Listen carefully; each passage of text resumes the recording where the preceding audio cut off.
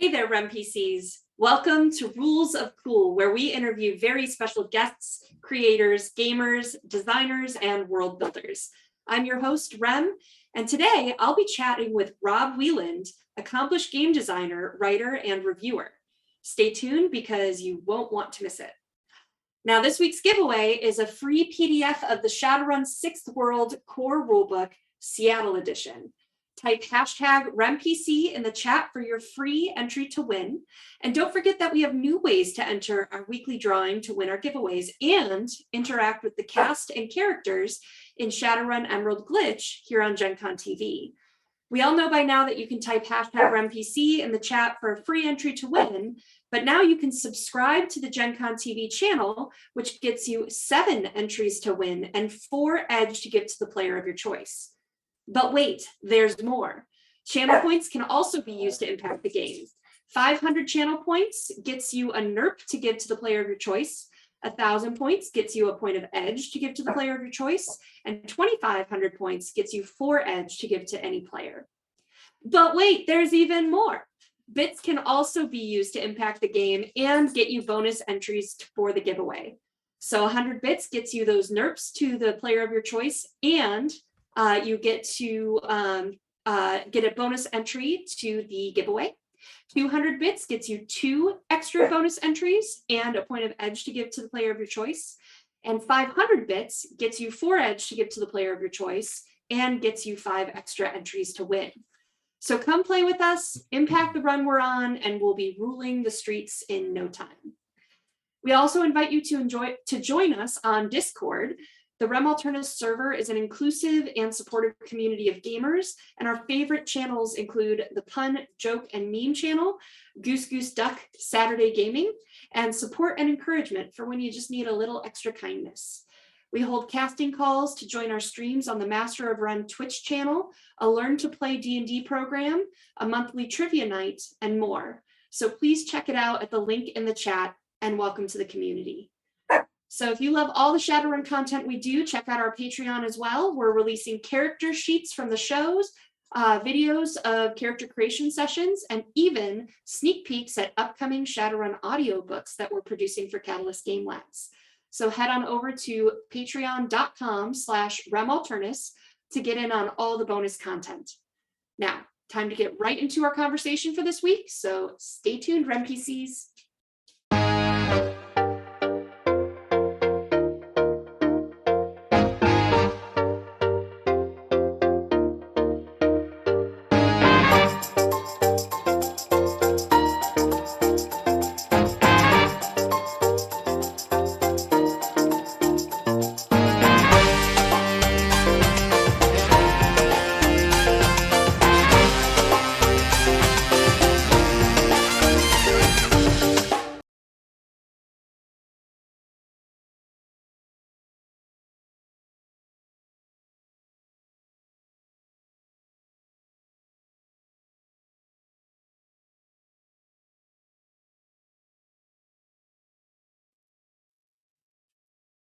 Welcome back, everybody. I am here with Rob. Rob, is it Wieland or Weiland? It is Wieland. You are one of the first people in the history of the universe to get it right on the first try. Everybody else says Weiland. So congratulations. When I said it in the monologue, I immediately got nervous that I messed it up. Honestly, people either misspell it or say it incorrectly. Even in my high school yearbook, it was like a 50-50 shot of whether or not they would spell my name correctly. Awesome. Well, welcome to the show, Rob. I'm excited to talk to you. We're going to start today off with my favorite question that I ask everyone to start things off. What is your history as a gamer? How'd you get into all this? So, a long time ago, a very long time ago, I was walking through, I guess my first experience with interactive gaming was Choose Your Own Adventure books. I devoured those books and read a ton of them, and I picked up other series and I read those series and I read the other series and other series. Probably the most tabletop gaming adjacent series was the Lone Wolf Adventure series, Okay. where you actually, as opposed to just the regular choose your own adventure books, you actually traced your character and like chose like stuff to level up into and like inventory and had like combat and all those little kind of D&D bits. As far as the actual tabletop gaming, I didn't actually get into D&D until a lot later in my career. The first tabletop role playing game that I bought was a game called Top Secret SI, which came out in the mid '80s, and it was a spy James Bond, Mission Impossible kind of game. Like the fantasy stuff didn't really appeal to me as much. Like I'd walk past it in the in Walden Books or B. Dalton Bookseller and be like, oh, that's interesting, but I never actually like picked it up.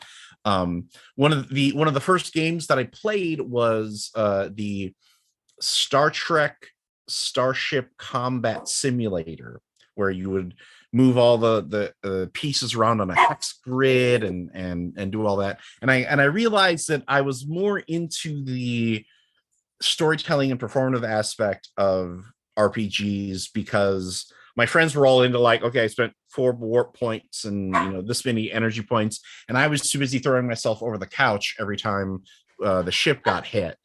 And so I collected these games and slowly but surely figured out how to run them, and got connected with a group through my local gaming store.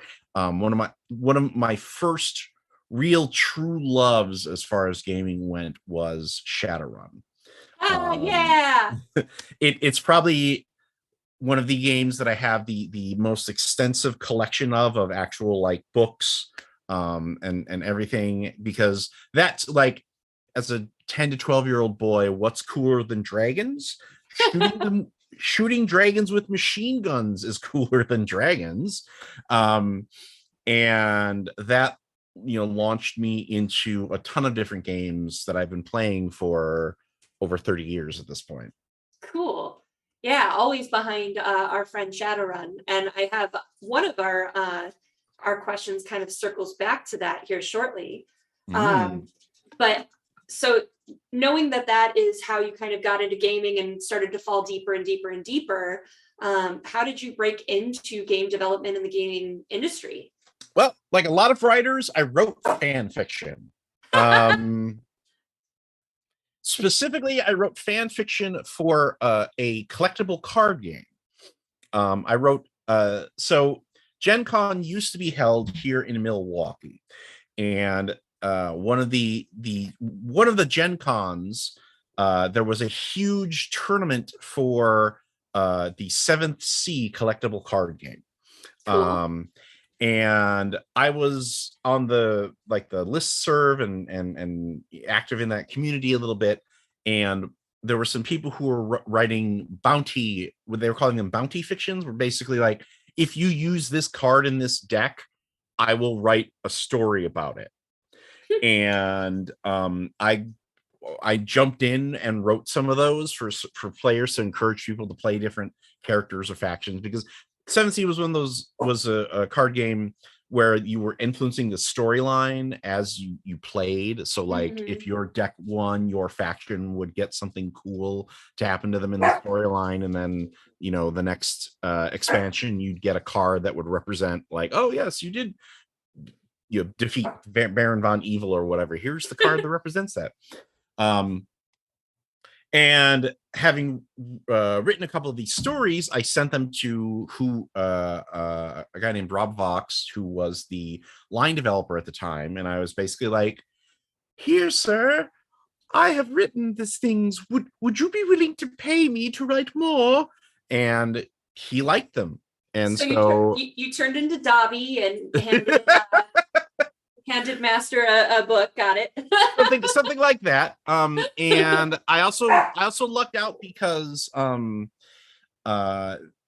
that line, which was 7th Sea, that was sort of the second half of the game where they were producing it was called Swashbuckling Adventures, and that was during the era of D20 third edition, where a lot of companies were putting out gaming books that had stats for their characters, but also the like D20 equivalent. Um, I hit it off with the line developer, and like after our first conversation, she was like, because we talked about like the first book, and then afterwards she was like, okay, so here are the 3 other books that you're going to be writing this year, and I was like, okay, that sounds great. Great. And I even learned a horrible lesson. On my first project, I wrote it like it was a college paper, which meant I put it off until the end, and I was like, oh, I can write 20,000 words in like a weekend. How hard could it be? I had to call in sick for work. Oh no. For 2 days because I was exhausted because Yeah. I was up all night and my brain was just completely fried. And that work led to other work and other work and reaching out to, more people and like once you have 1 or 2 titles, that really does get people to look at you and go, oh, okay, if they've trusted you with this thing, then we can. Yeah. We're more apt to trust you to do a thing.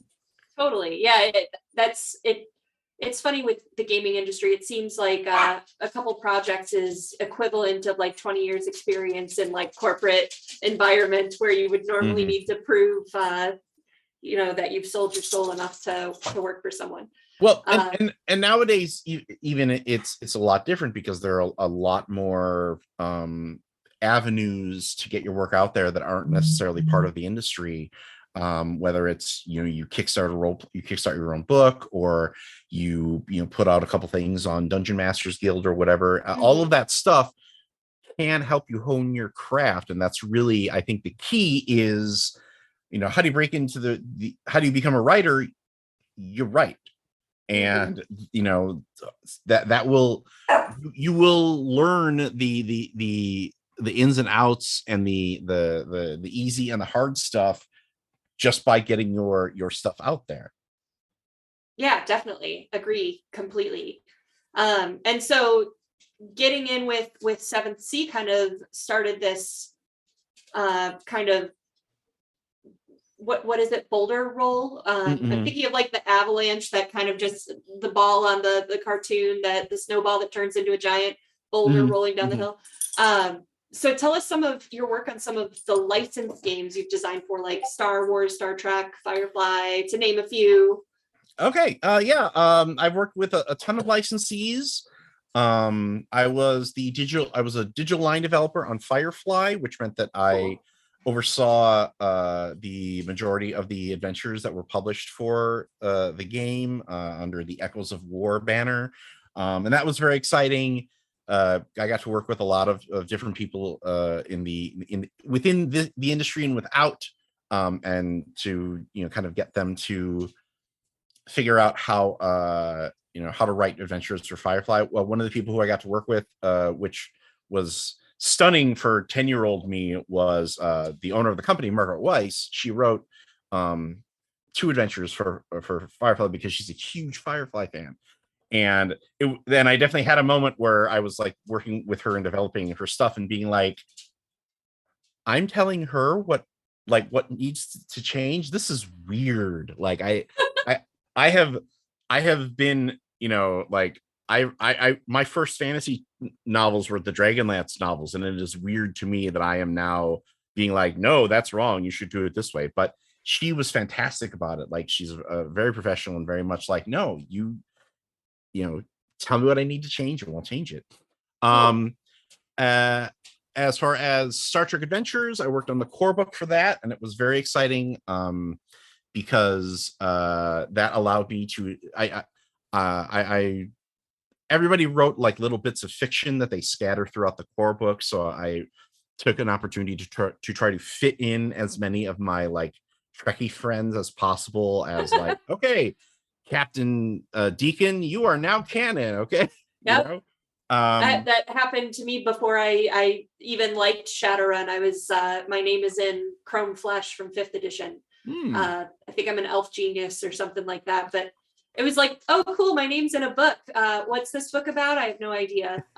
So And then for Star Wars Saga Edition, that came about basically kind of out of a random cold email, and I emailed them at just the right time where they were like, yeah, we're looking for writers, and I got to do 3 books for that. I did I was on Jedi Academy Training Manual, Scavenger's Guide to Droids, and then the Unknown Regions. And that one, cool. for me, like that feeling of opening the book and seeing your name under that logo is indescribable. Like, cool.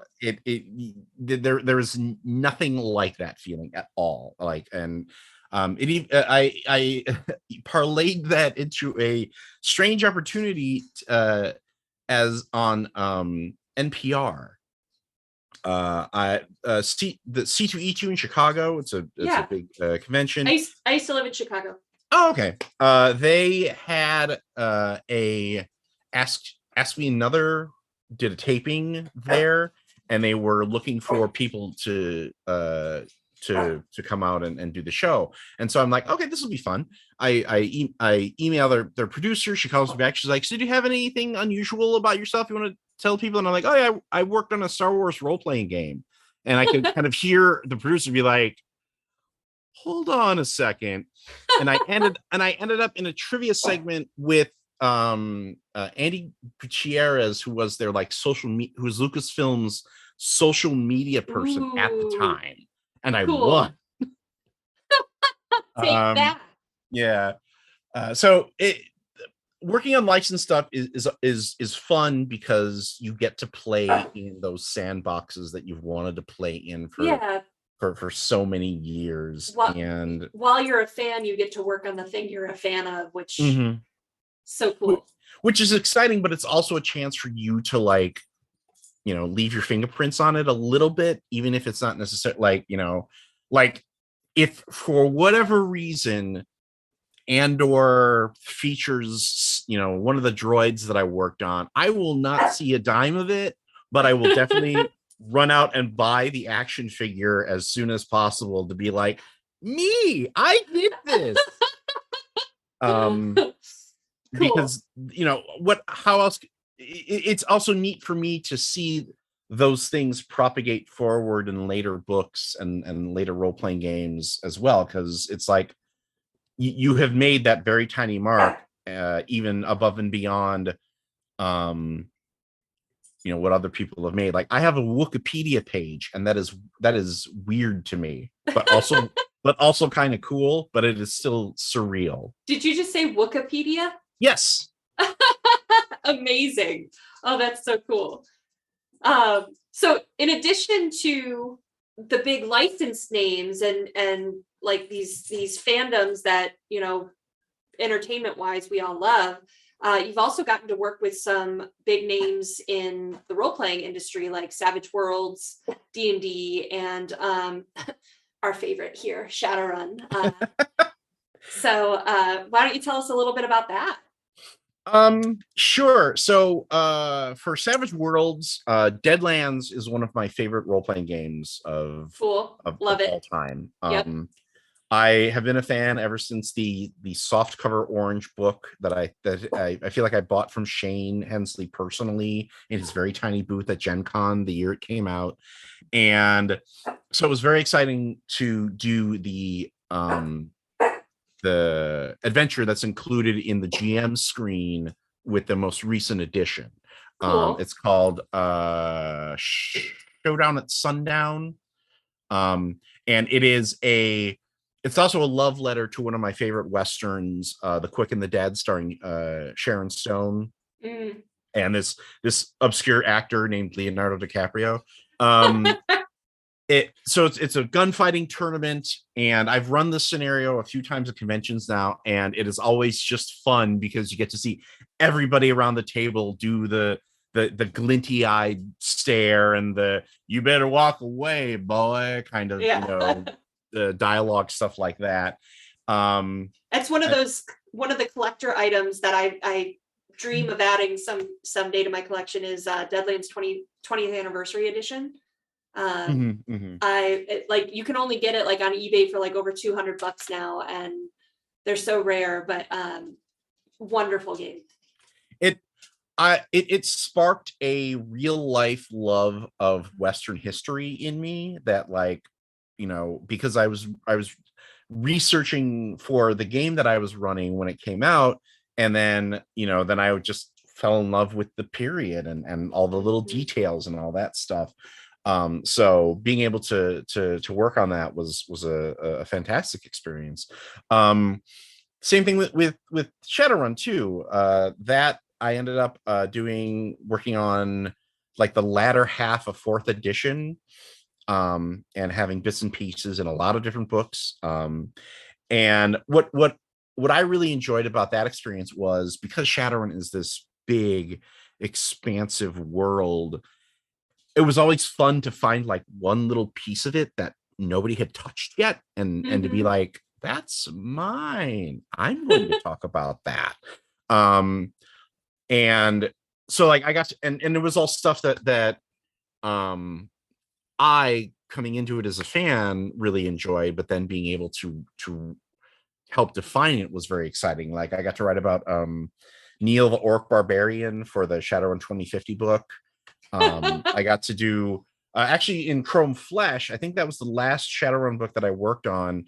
I wrote this section about Dockwagon, and that was something that, like, out of, you know, 30 years of Shadowrun, nobody had really gotten into how Dockwagon worked outside of like, oh yeah, it's, you know, health insurance, and or basically it's this is what we have instead of a revivification spell is, you know, the Dockwagon guys drop in and SWAT team you away, like. And so it was fun to write about that, not just because it had been covered before, but it also allowed me to talk a little bit about, you know, our modern health insurance system, and basically continue sort of the satirical bent that Dockwagon was created with, while commenting on you know, more modern times with that sort of I mean, that's Shadowrun all over, where, you know, a lot of what has happened writing a game 60 years in the future has become prophetic when it actually comes to be. On Twitter, I often use a "today in cyberpunk" hashtag, because you read something and you're like, I played this when I was like 19, and it's here now. And it's unfortunately it's almost always the bad stuff of cyberpunk, and not like, you know, oh, I can do magic or meet a dragon. Like it's all the rough stuff. I periodically see the articles on like contact lenses that can zoom in and stuff like that, and I'm like, man, you know, I perfect that before I go, you know. Like, Indeed. And so Savage Worlds, Shadowrun, any other big ones you want to touch on? Well, I worked on Vampire the Masquerade 20th anniversary edition. Cool. I got to do a couple of books for that. I was very excited to do to write the work on the Lore of the Clans books, and I got to write about my favorite clan, the Malkavians. I've only played Vamps once, and that was the clan that I was part of. I find it my favorite part of that project was so many all the other like Malkavian clan stuff always had a section that was like, don't be a fish mouth, don't be one of the obnoxious Malkavians who just does, you know, weird stuff. And I specifically wrote a section in my section that was like, you know, instead of the don't advice, here's the do advice. Like that's cool. More helpful than, you know, negative feedback. And I was able to work on that partially because I knew the developer at the time, a guy by the name of Eddie Webb, who is also well known for being the creator of the Realms of Pugmire. And so I've done the monster section in the majority of the books of Pugmire, the core book, the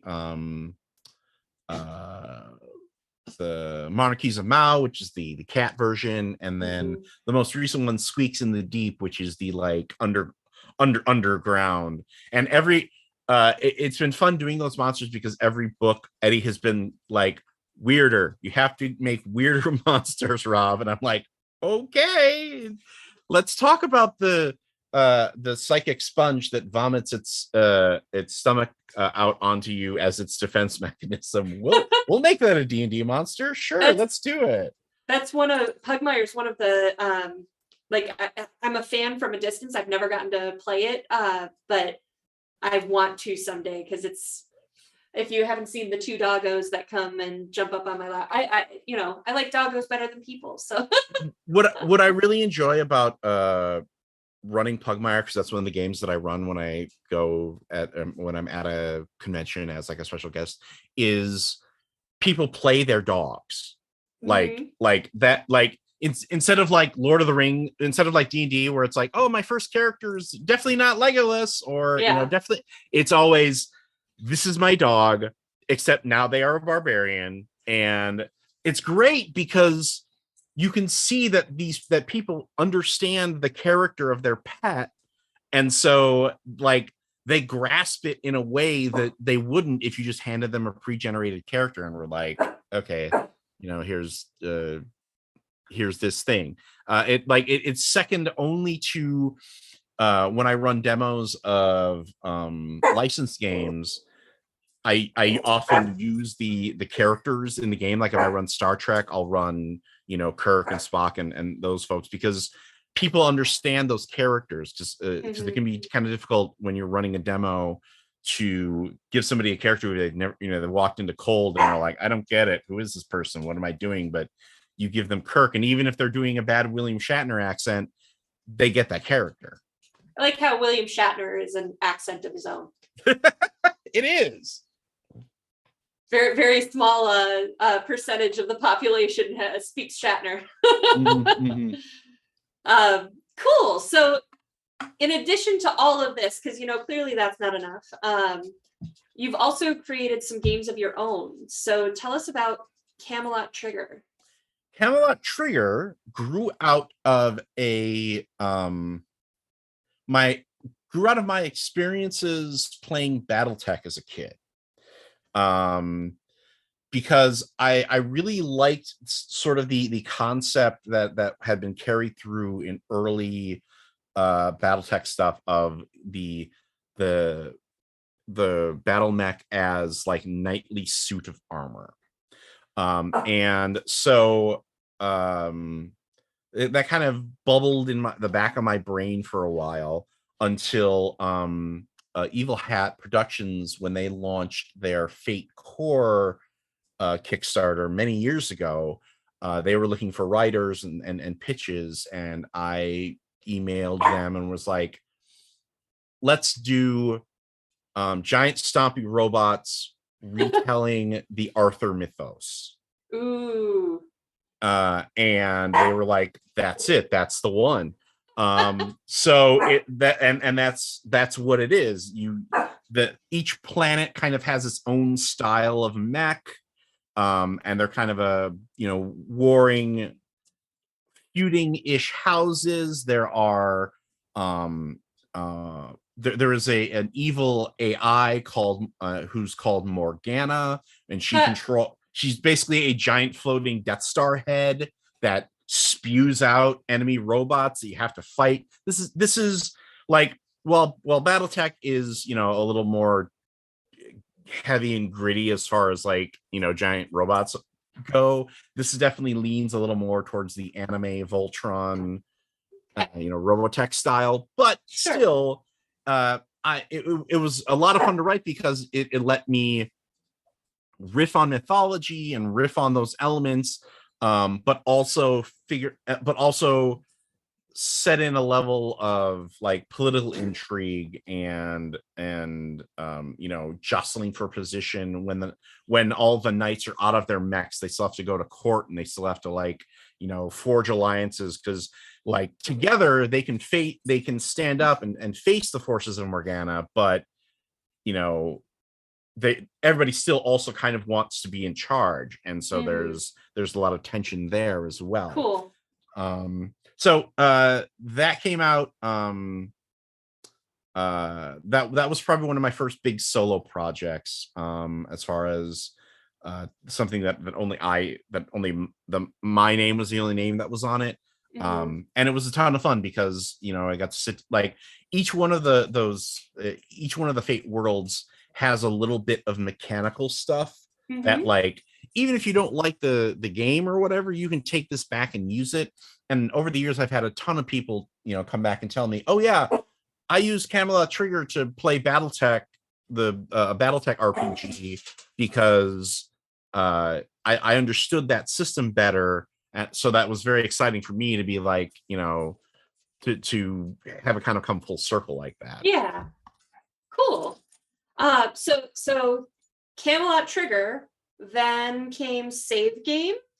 Save Game was a similar project, in that they were looking. That was right when Patreon was really beginning to blow up, and so they basically wanted to do a monthly setting release that uh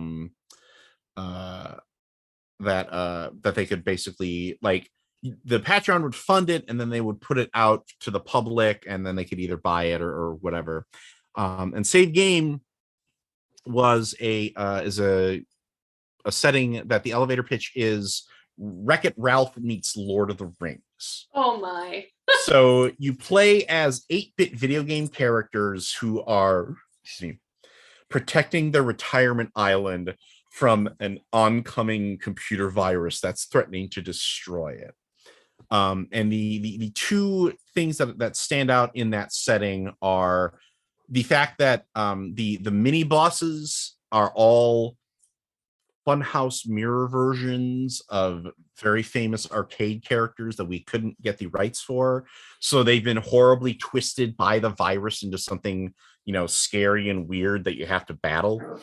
The other thing being that, as a fan of games from that era, I remember that, like, once you got past the initial layer of the very famous characters, you got into some weirdos where either because of the translation was weird or whatever, it was always like, yes, he's an ex special forces soldier who surfs a unicorn, and you're like, what?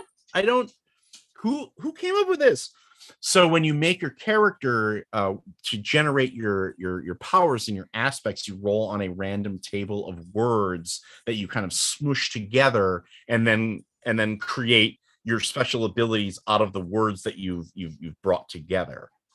Neat. So I like that. It, that random table of words. I feel like that's my default communication method. After so many years of designing games that were very, like, focused on, you know, you have 15 points to very carefully spend on this, that, or the other thing. It's been interesting to go through a sort of a cycle as a designer where I've been more like, let's have some charts and roll things and kind of generate stuff as you go. Because I think that there is a very fertile space in that as well. I also did a musical RPG. Oh. Called Encore. This was part of a Kickstarter for a game called Hill Folk, which was designed by Robin Laws, who is a legendary designer. He did, like, Feng Shui, and he's one of the designers of Gumshoe, and he did a game called Hill Folk, which was basically a game built to try to mirror prestige television that, like, focused on, like, drama that wasn't necessarily like science fiction and fantasy, which is well covered in this space. So he gathered up a bunch of designers and was like, okay, do a TV show pitch. And the first pitch that I did for him was called Mafia Century, which the idea being that you started out playing in Boardwalk Empire, and then by the end of the campaign, you're in the third act of Goodfellas, where the police helicopters are chasing you around, and you're, you know, maybe they're real, or maybe you're just on drugs. And he launched a Kickstarter, and I was joking with him. I was joking with Robin about how Well, we should do a musical episode too, because at the time, that's when like Glee was super huge, and like all of Yeah. those. That's when they started doing all the like, Grease live and all of those sort of staged musical Yeah. things. And the Kickstarter did so well, he blew through all of his stretch writer goals in like 2 days, and he Oh, emailed me back. wow. And he emailed me back and was like, "So, do you want to do a musical one?" And so because I have a background in theater, I was like, "Yes, of course." And so the game is set where you play the cast and crew members of a jukebox musical that's touring around the country. And so you have a kind of a mix of like the lifers who will never get past this level of fame, and the like up and coming kids who are like, and that'll be on Broadway in 6 months. And we layered it with different ways of integrating music, whether it would be you and your friends at the table singing, or you play a song and are like, this is what my character is singing right now, or this is the kind of feel that they're going for. And we even had at the time, though we probably aren't able to do it that much these days, rules for how to use Rock Band Oh, cool. to basically, like, instead of making your singing role like, okay, go play Rock Band, and if you do well, Neat. then your character does well. If you don't, well, maybe you shouldn't have played through the flames. Sorry. Like, Awesome.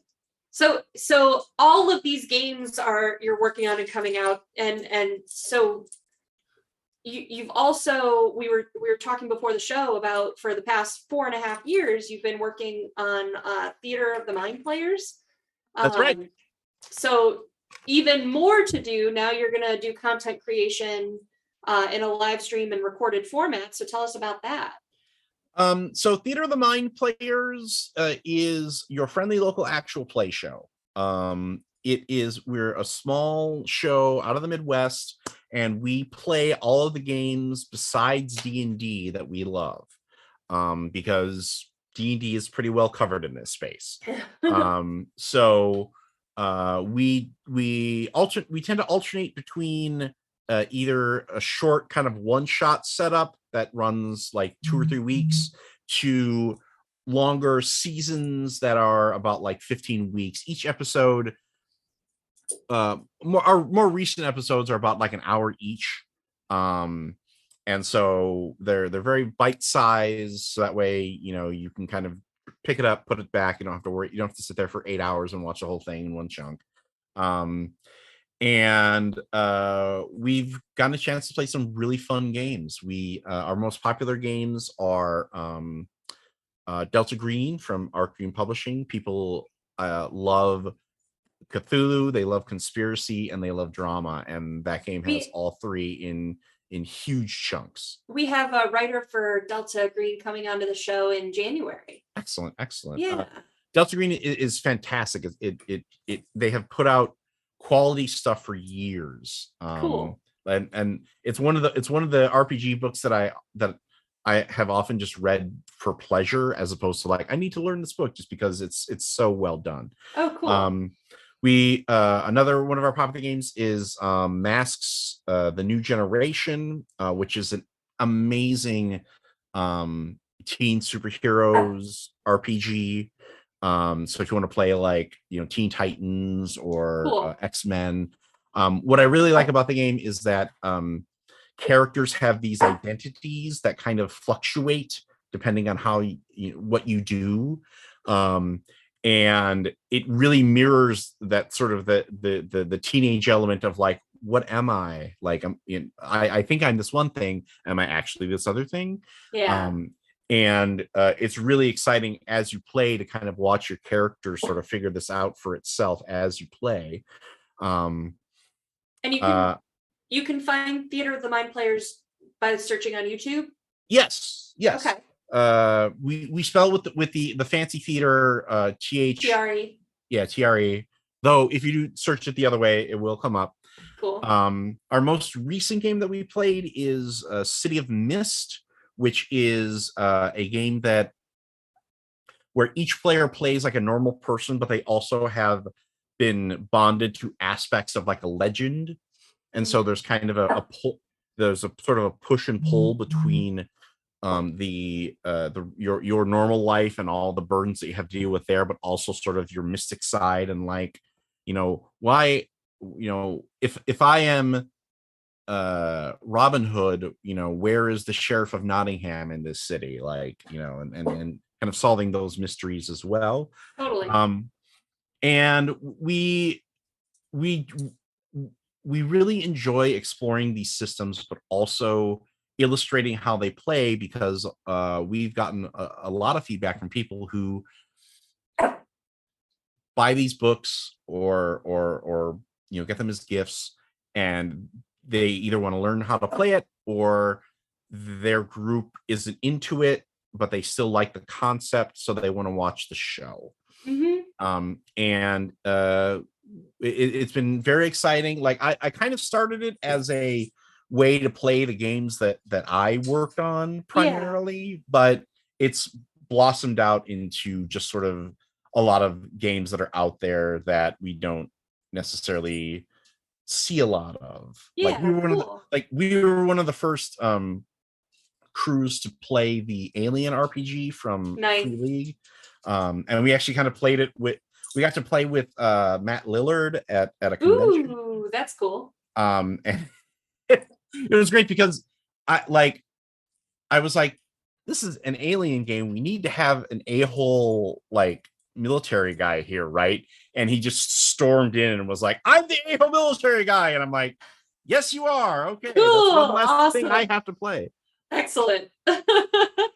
Well, we're getting close to time, and I still want to talk to you a little bit about more of your writing. Not only have you created all this content and these games and done design, but now you also write about games, and your writing has appeared all over the place. I've been friends with you very limited amount of time on Facebook and see reference to Geek and Sundry, and Forbes, EN World, RPG Net, Nerdist.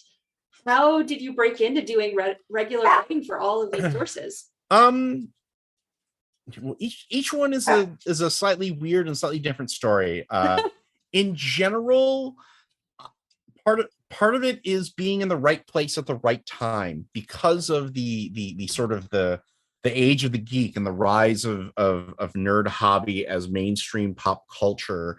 I've always been very good at translating that for people who aren't necessarily into it. Okay.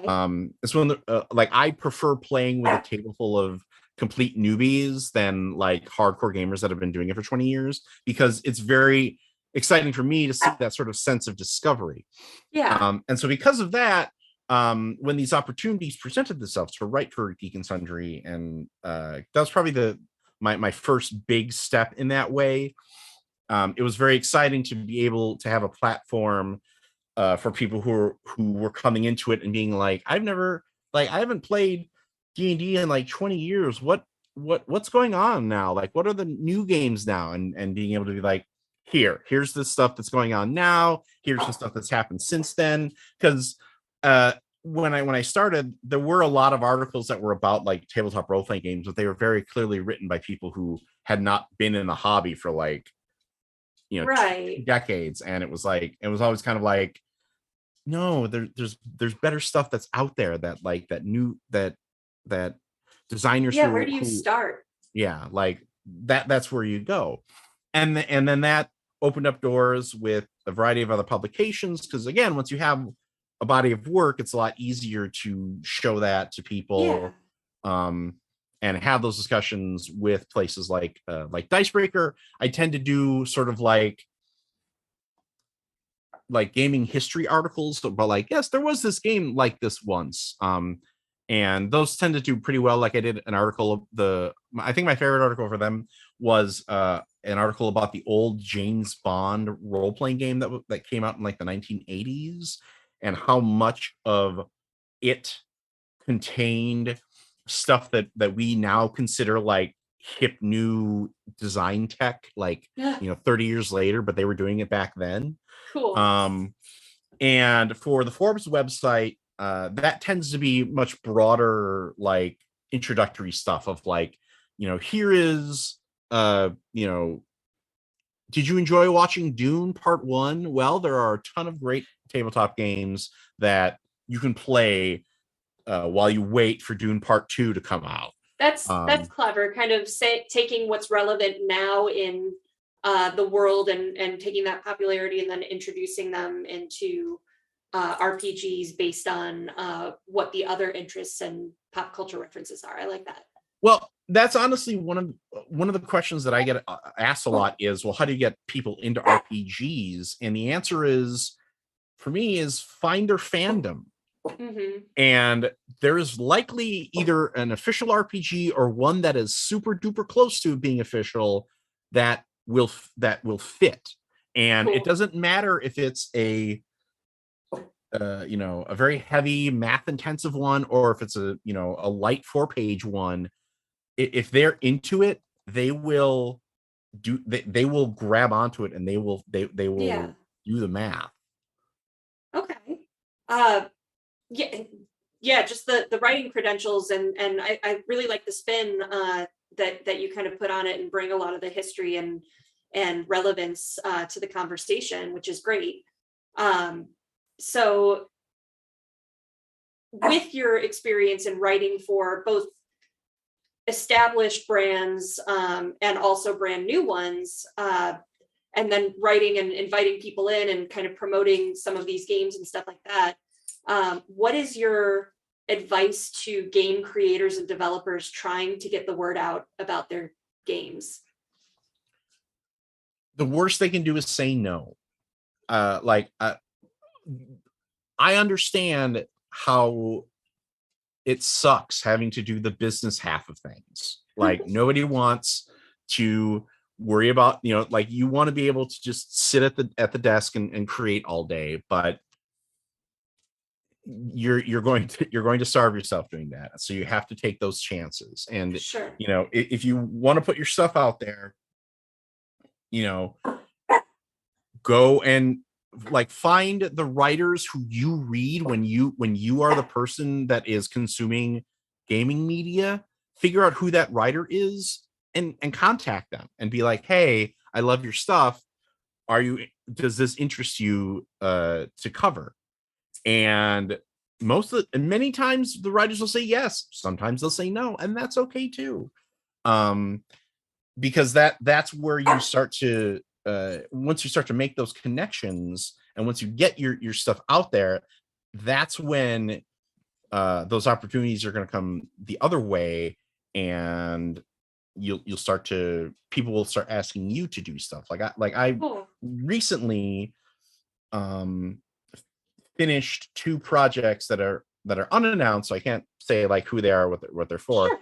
But they stemmed from that element of contacting or being in contact with that person, and then when they were looking for a writer or whatever, a few months later, they emailed me out of the blue and were like, hey, do you want to do this thing? Do you want to do this?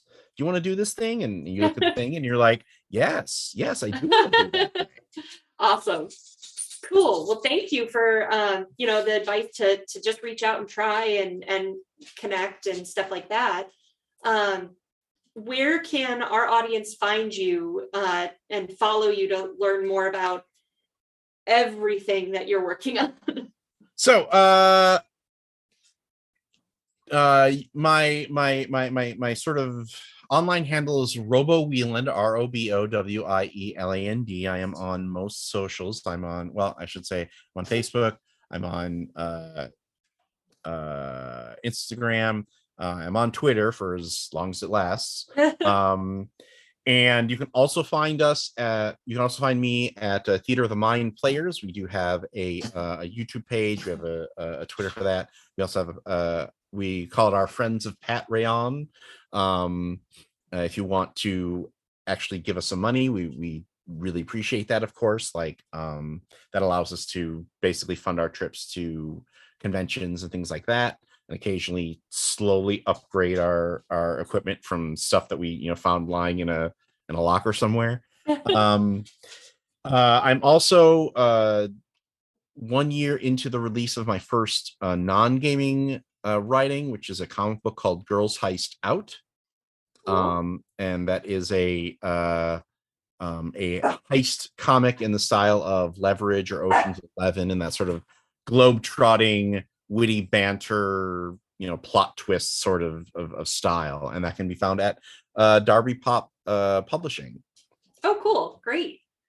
Well, gosh, Rob, thank you so much. You've got so much experience and knowledge, and thank you for sharing it with us and sharing your journey and for all you do with the gaming industry. We really appreciate it. Yeah, thank you for having me on. It's always exciting to talk about this stuff, just because it's been such a big part of my life. Like, so many elements of my life wouldn't have happened the way that they did without tabletop gaming. Friendships, relationships, professional things, all of that stuff is because me and my friends love sitting around a table and telling stories. So I'm happy to talk about it. Thank you. Cool. Well, again, thank you so much. And I hope to get to partner and work with you on stuff in the future. Dogs have been insane all the apologies. That's all right. But I had to play fetch with them while you were talking. I was trying to keep up. But thank you so much. And for you NPCs, we'll be right back. Don't go anywhere.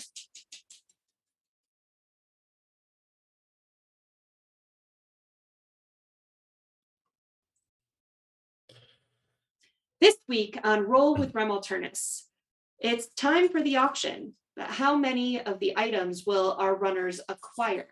Will the Icelandic dwarves interfere? How bloody will this auction become? Join us for part 4 of the charity auction in the next episode of Shadowrun's 6th World Emerald Glitch, coming up next. And don't forget, we have a wonderful giveaway of a free PDF of the Shadowrun 6th World Core Rulebook Seattle Edition. Thank you so much to Catalyst Game Labs for donating such a great prize. And you can enter to win by typing #RemPC in the chat. And don't forget, you can get bonus entries and impact the game by donating bits and subs in chat. All funds help us to pay our cast and crew and keep producing content. And did you know we have more shows like Shadowrun Emerald Glitch on our Twitch channel? We stream 5 to 6 days a week over on twitch.tv/masterofrem, including Dresden Files RPG, Shadowrun 5th Edition, Steampunk Fantasy D&D, and more. So check us out and give us a follow.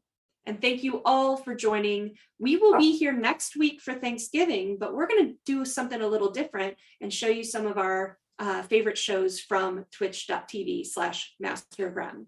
So if you are full of turkey dinner, make sure to check us out. Thank you all so much, and we'll see you next time.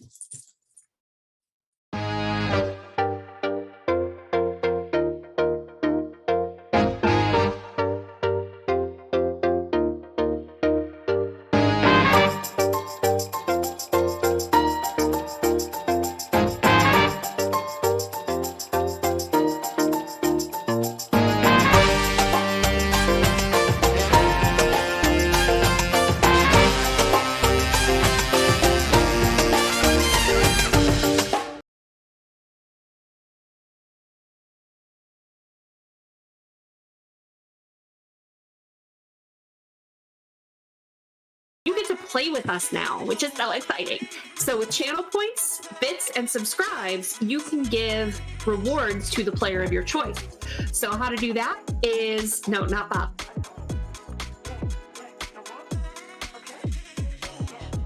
Channel points, I believe it is 500 points, gets you NERPs, which is +3 to any dice roll to the player of your choice. For 1,000 channel points, you can do a point of edge to any player. And for 2,500 channel points, you can do 4 edge to the player of your choice. Now for bits, for 100 bits, that's $1. You can do the NERPs. For 200 bits, that's $2. You can do the point of edge. Or for 500 bits, that's $5. Get 4 edge to give to the player of your choice. And finally, again, the subs. If you subscribe, you can give 4 edge to any player.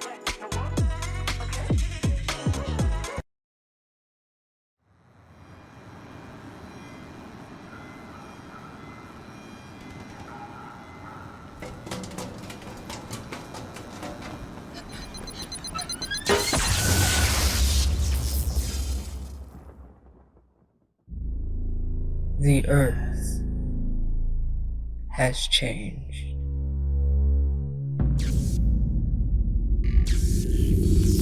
All that once was is no more.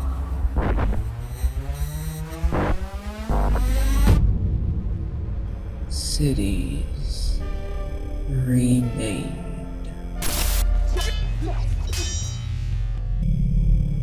Power reshaped. Races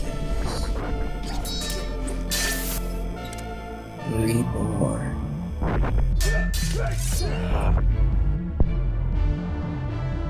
Reality reimagined.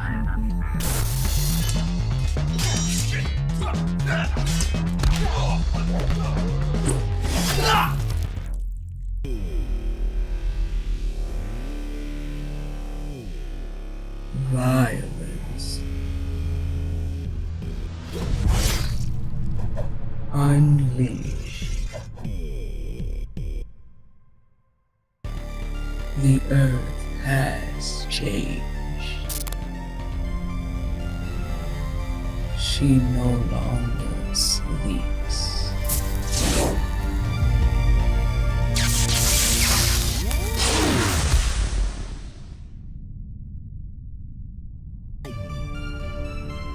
She has awakened.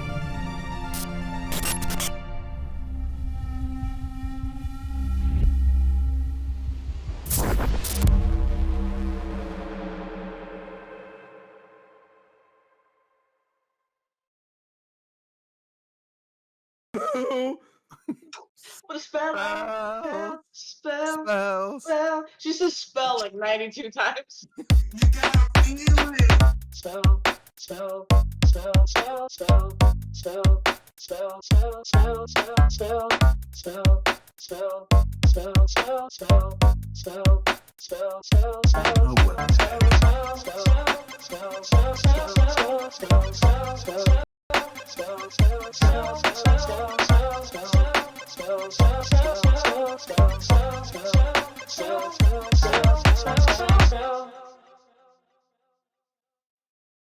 Ready to level up your cosplay game? Check out the Geek Forge on Etsy. With a variety of props to give your photos that extra spark, you'll find just what you need. Hold magical fire in the palm of your hand, or take a potion to restore your mana. With a large variety of colors, you can choose your own magical flavor for your cosplay. Bring drama to your photo shoots with these vibrant props and more, all available at the Geek Forge. Are you ready to level up your cosplay?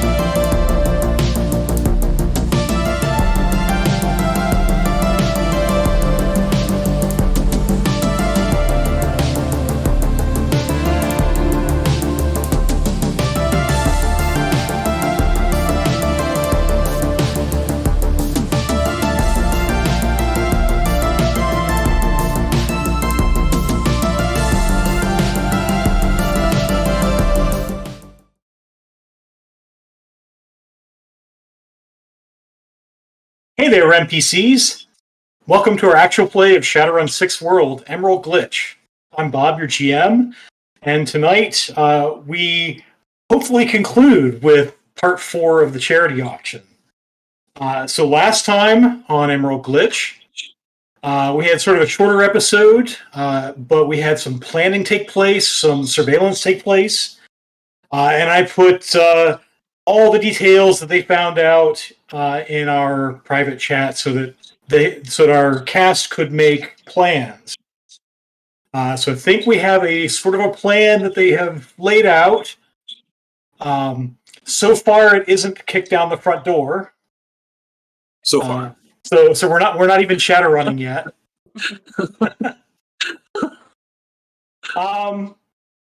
So my understanding of this plan is that we're going to the auction.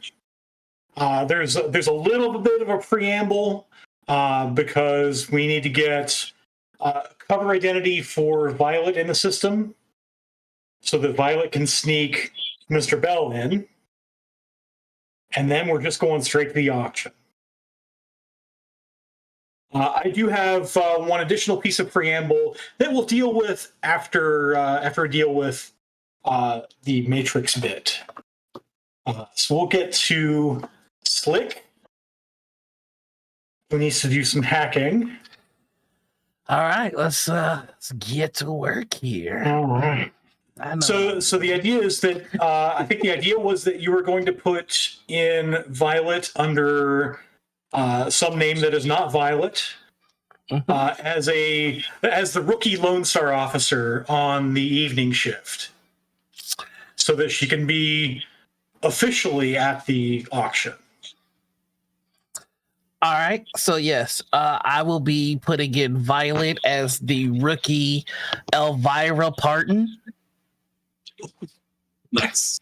Love it. Not mad about that. Listen, I get Slick goes with the vibes. And also tell me that would be the best buddy cop movie of all time. All right, sorry.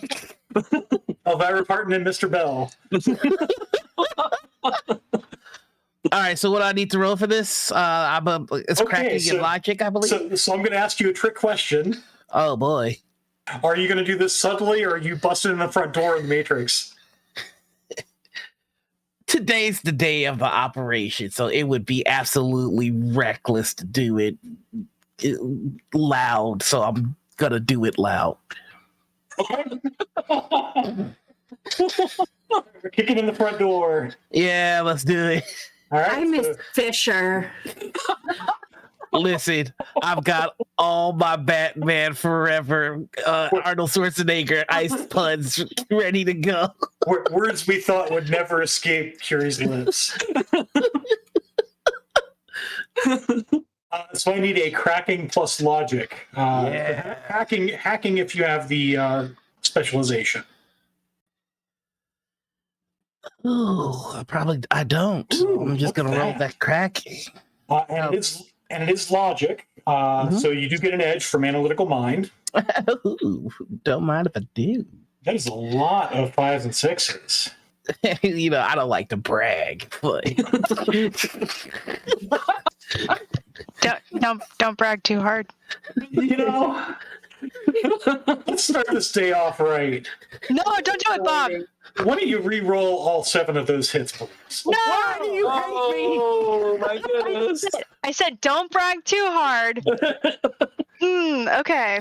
You fool! Now I will brag harder. Shit, I'll be crap. Next time on the charity auction, part 18. That's still not Love bad. it. That's 4 is more than 0. Thank you, Ava, for more chaos. Yeah. 4 is not so bad. Let's see. You also can use edge. Make me roll stuff. since I've rolled here. So that is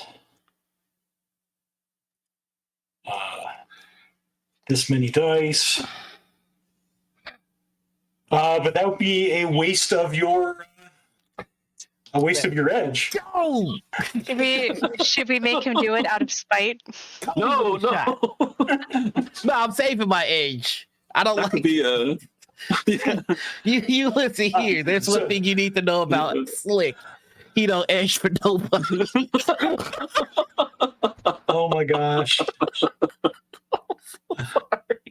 So the tables have turned, and now it's the GM who's rolling threes.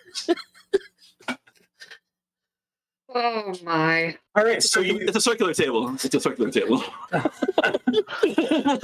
so the table turns, and Slick, despite my best efforts, you gain access to the host.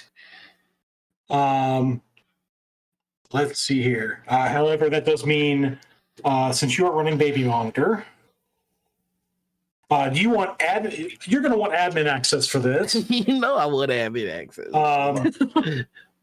I ain't got user swag. I got admin swag. Because you'll need admin swag to put someone in the security system. Oh yeah, that's right. Elvira Pardon. Yep. 3. So your preferred Overwatch score is 3, and you'll accumulate 3 per round. Oh, that's terrible. And I would like you to make a willpower plus sleaze test. Willpower plus sleaze. Where's sleaze at? It's on your deck.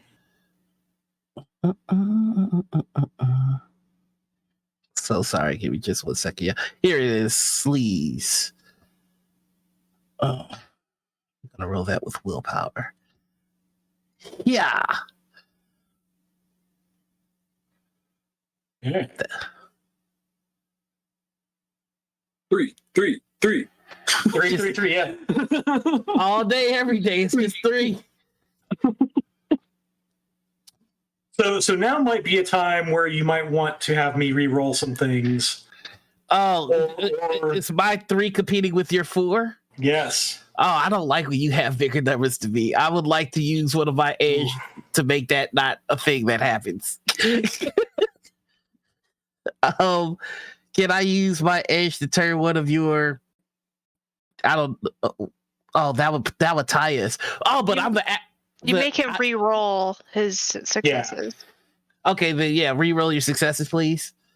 So you can make me re-roll 1 success per edge that you spend. Oh, Or 4 edge for all, right? Yeah, it's 4 edge for all, both because it's 4 edge for all and because I have 4 successes. all right. I'm gonna Oh. use. Sure. I'm gonna use 2 edges. 2 edge, all right. Yeah, Gambling man. winner, chicken dinner. All right, so I have 2 successes plus what I roll. 3. Yes, we tied. I think I win that, right? Yes.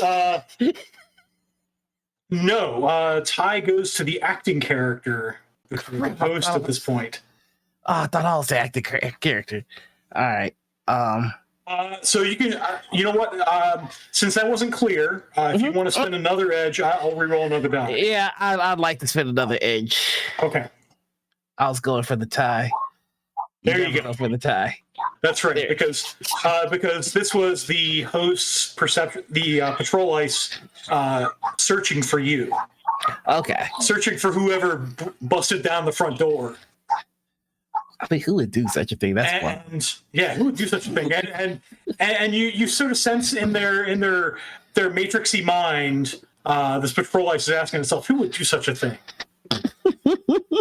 So that brings us to you kind of know the way to where the security system is, because you pulled down the roster of the security force before.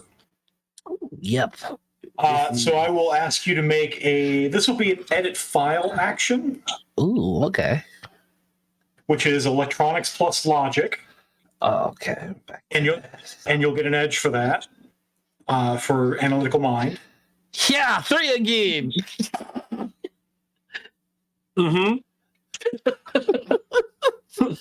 Holy hell. Blurb. I've only got 3 edges, y'all. There's nothing I can do. What is this roll for, Bob? So he's trying to edit the security roster. Okay. So this is something. I'll be straightforward with you. This is something You can kind of afford to fail at the moment. You just have to try it again. Okay. Oh, and I have to worry about the Overwatch. Okay. No, I see how this works. Okay. Yeah. So I mean, you'll still get the Overwatch. So there's your current Overwatch 13. Oh boy. Or if you like, we do have a bunch of people here who sounded like they were ready to pipe in some edge for you. Yeah. I'm willing to donate I will let you do that. edge to give him one. Yep. You get. Oh, okay. So what? Oh, so you're offering me edge? I'll take any edge at all. I give him 2 to give him 1. Yep. So you get 1 edge. Okay. Plus the edge you got from your analytical mind. So that should be enough to make you reroll all of them. That's 4. Do you? So you had 2 left before that. Mm-hmm. Okay. Yeah. So you wipe that clean, and I'll reroll myself. Okay. Oh, look at that. Value. That's value there. Okay. So I stand corrected here. The Overwatch score is back down to 6. Woo! Thank you so much. You're a real one, Nova. And I will ask you to make, as I make a matrix perception test, I will ask you to make another willpower plus sleaze test. I'm gonna need you to stop rolling more than 3 because you know I can't roll higher than 3. Yeah, and you're waiting the tables of good rolls, Bob. Good God! I rolled a 2. That's 1 less than 3.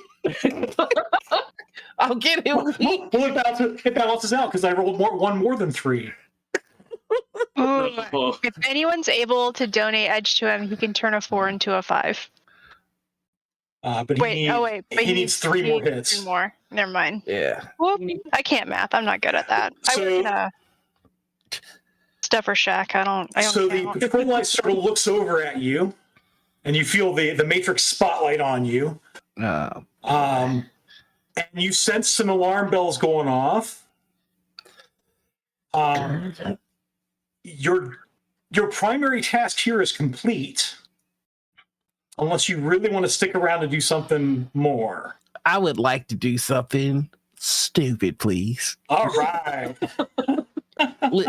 Listen, sometimes blessings come in weird ways, and I've got a lot of attention on me. I would like to make them think that I'm that other group that's trying to get what we're getting. Okay. Like, oh no, I've been caught. My name is Joseph. Like, you know, that kind of deal.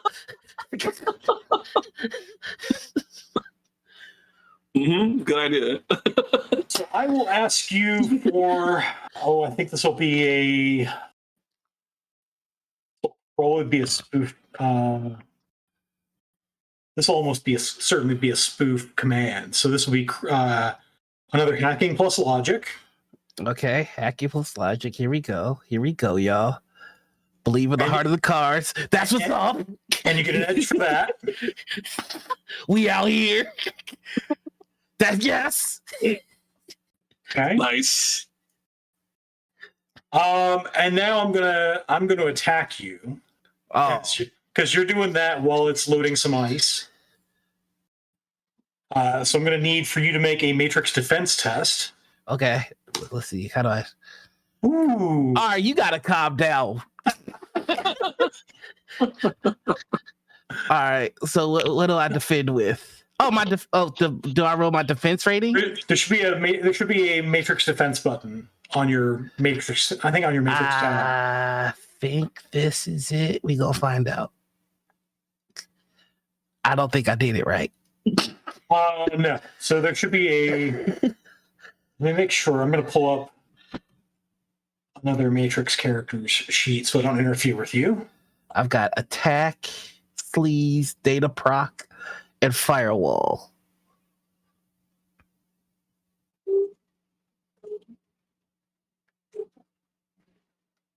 All right, so I don't see it there.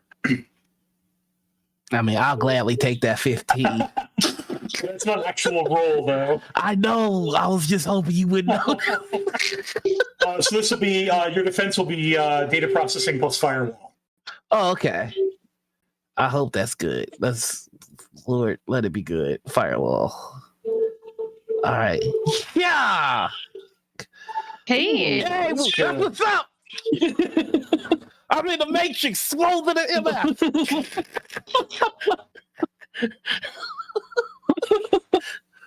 Let's see here. I'm going to. By the way, y'all hear Slick saying all this if you're in the game. I have a NERPs to spend. I'm going to spend it. Oh, that sounds like it's gonna be bad for me. I get 3 extra dice. How many things do you have, Bob? You should use them all. Are you trying to get him to empty the clip on me? So you're I'm working on it. So you are hit. Unless you'd like to spend edge on something. Oh yeah, I got edge. Let's see. Hold on. Let me see what's going on here. 1 success. All right, so you rolled 7 to hit me. I rolled 8 for defense. And I rolled 1 more, so I'm 8 on 8. Oh, okay. So I'm going to use I have 2 edge now. I'm going to use one of them to make you re-roll your success. You're going to spend 1 edge to make me reroll 1 die. Yep. Okay. Come on, don't. Yes, that's what's up. We're going to Vegas. Okay. So this sort of this ice program that you see in the host, you recognize it immediately as a Tar Baby ice. Mm-hmm. It's this sort of it looks like a tar pit that is sort of oozing toward you, and it sweeps out at you, and you just barely evade it. I think under the visor, Slick is just gonna go, I wish y'all could see how cool I'm being right now. so you think you have successfully spoofed that that data trail. Would you like to stay for more? Yes, Bob, this one last thing I have to do. You know what it is. Here. Yeah, I know what it is. I have let's see, so... What do I have to roll to leave my Arnold Schwarzenegger as Dr. Freeze? Yeah. Wait, you can't. All right, because I'm Joseph You're somebody now. else. You're All right. else. Oh, this is gonna tear me apart. When that's it. I'm done. Yeah. I'm done because Joseph would do that.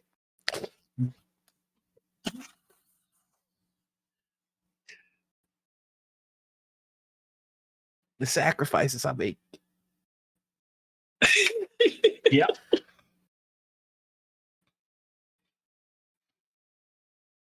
All right. Uh-oh.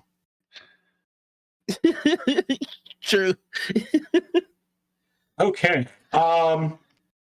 So you almost hit the button, and then you realize, hey, that other hacker wouldn't leave Mr. Freeze. Yeah. And as painful as it is, you jack out. You beat the host. Jiro.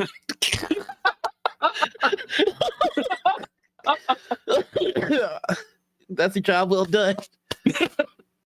Everybody's welcome. I guess We just started. I get. Would I need to forge like identification for Elvira Pardon, or is that something somebody else handles? No, so you've left you've left the so you've left the name in there. You're eventually probably going to need an ID for Violet that reads Elvira Pardon. All right. I guess I'll start working on that after I tell everybody that the mission was successful, classy, well done. Really, like if ESPN had hacking top 10, I would have been all 10. So creating a fake SIN is kind of an ordeal.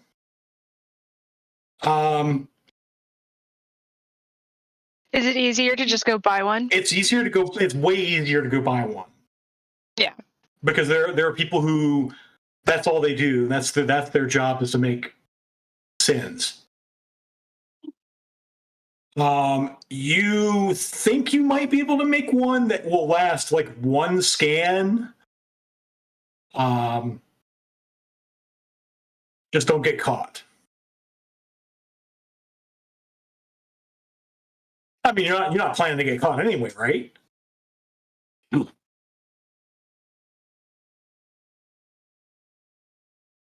I mean, it better not be planning to get caught. There's a lot of silence after that, and The silence I'm not right being now is Elvira telling. Barton, so Violet, do you plan on getting caught? I surely do not. But I'm going to There we chip in go. for a fake SIN if we need to.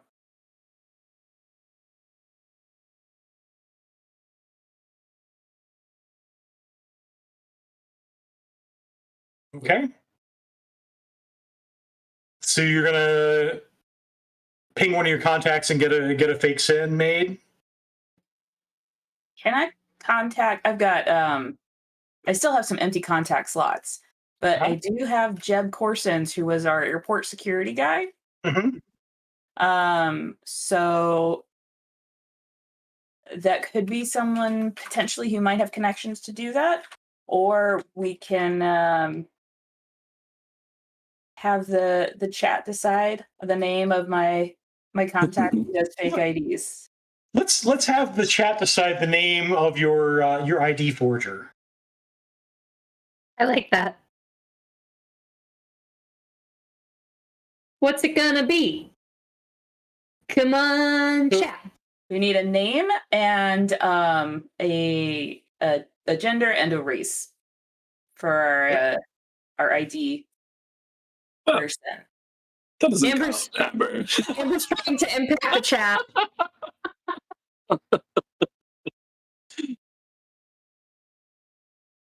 Oh, Come on, chat. I see all 24 of you in there.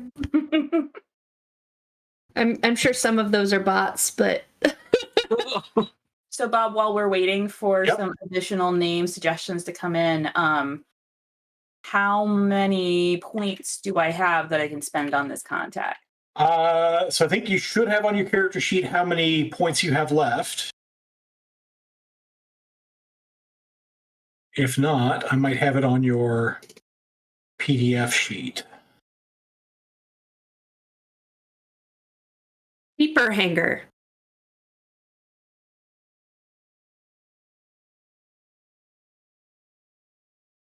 So you have 27 contact points still left to be defined. That's a lot of points, y'all. So the influence of the contact will have to be either 2 or 3. All right. Yeah. I would say at least 2, and we'll say the limit of the rating SIN that they can make is, we'll say, twice that. Okay. So 2 would get you sort of access to mid-grade SINs. 3 would get you higher grade SINs. Let's go for 3. Okay. You might ask for a higher grade SIN later. Exactly. And then loyalty, how good a friend is this person? Yeah, how good a friend is Jimmy Many Sins? For those who have just joined us, we're coming up with a name, a gender, and a race for my contact who is yet to be named, who does fake IDs. So y'all help us out. All right, so we'll go with the first one who is not actually on the stream. So Mr. Vimes has given us the name Paper Hanger. An old term for someone who passes counterfeit paper money. Okay. All right. So that'll be the street name of your contact. And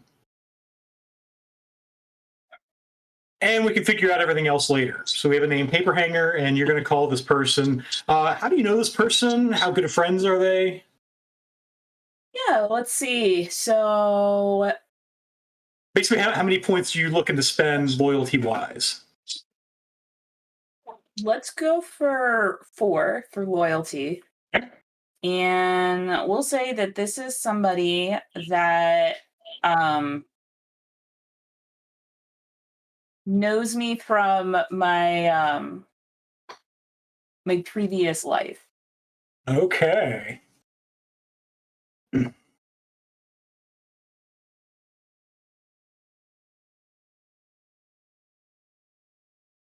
So Paperhanger picks up.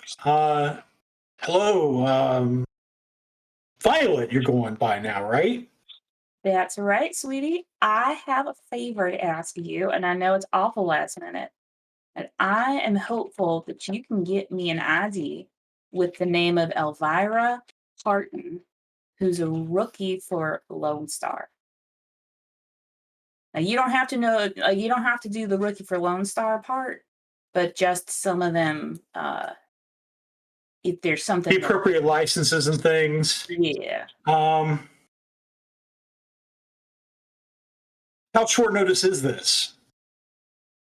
How are we? Is today the day of the heist, or we? Today's the day of the heist. Yeah. Yeah. So not too short. Today.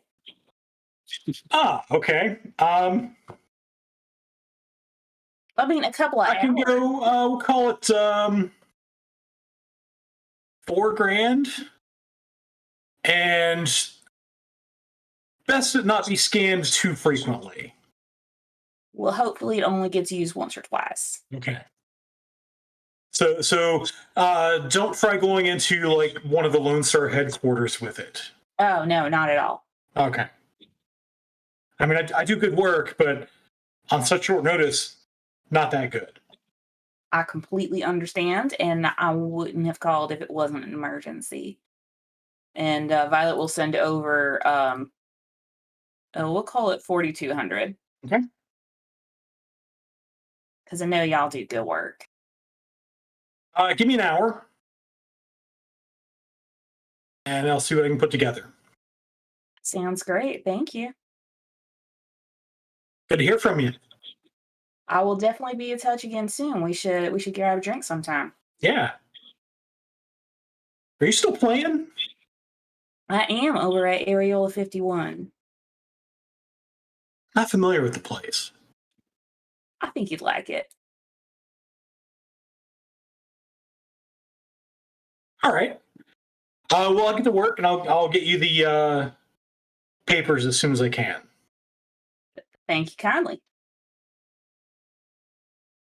All right. So we'll fast forward an hour unless people have things they really want to do.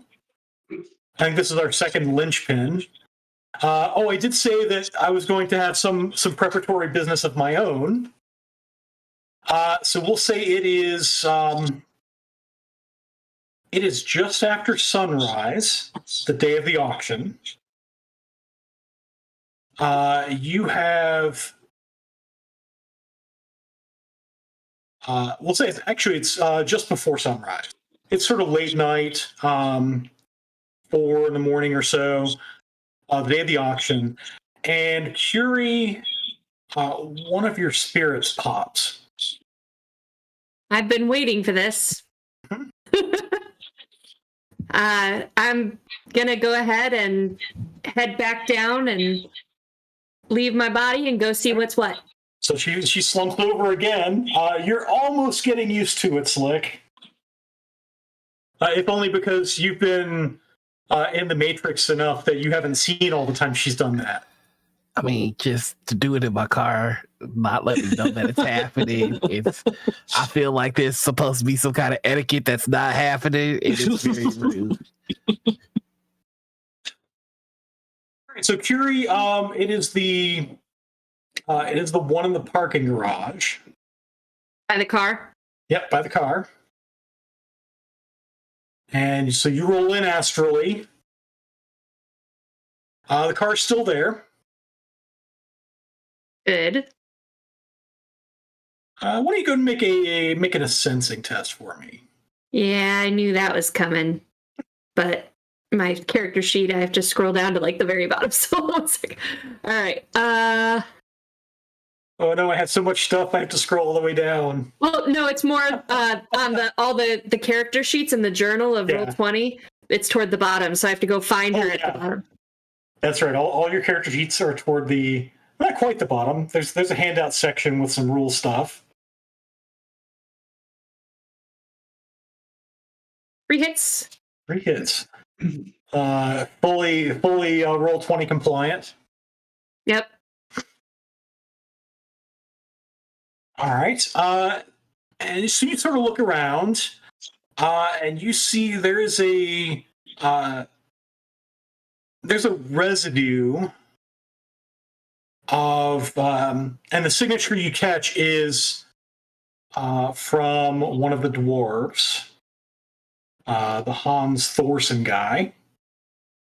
He was the guy with the cyber arm? No, he was the,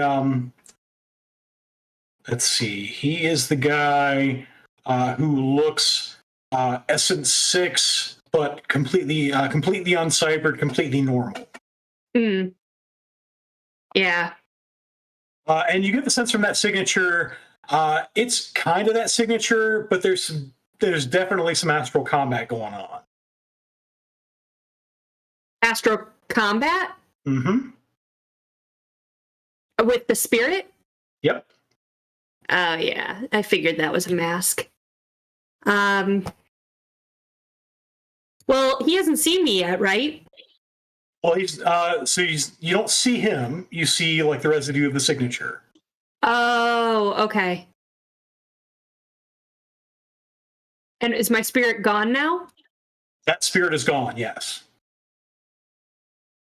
I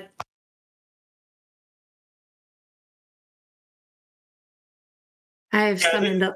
Yeah, when you were sort of pressing Cam's button, cycling through your spirits, that spirit didn't even know what hit it. So I think what I'm going to do then is call half of the spirits to me, and have them check out inside the car. Okay. So they sort of zip through the car and around. The car is empty. Came out that. It was actually a van. It was a Bulldog step van. Yeah.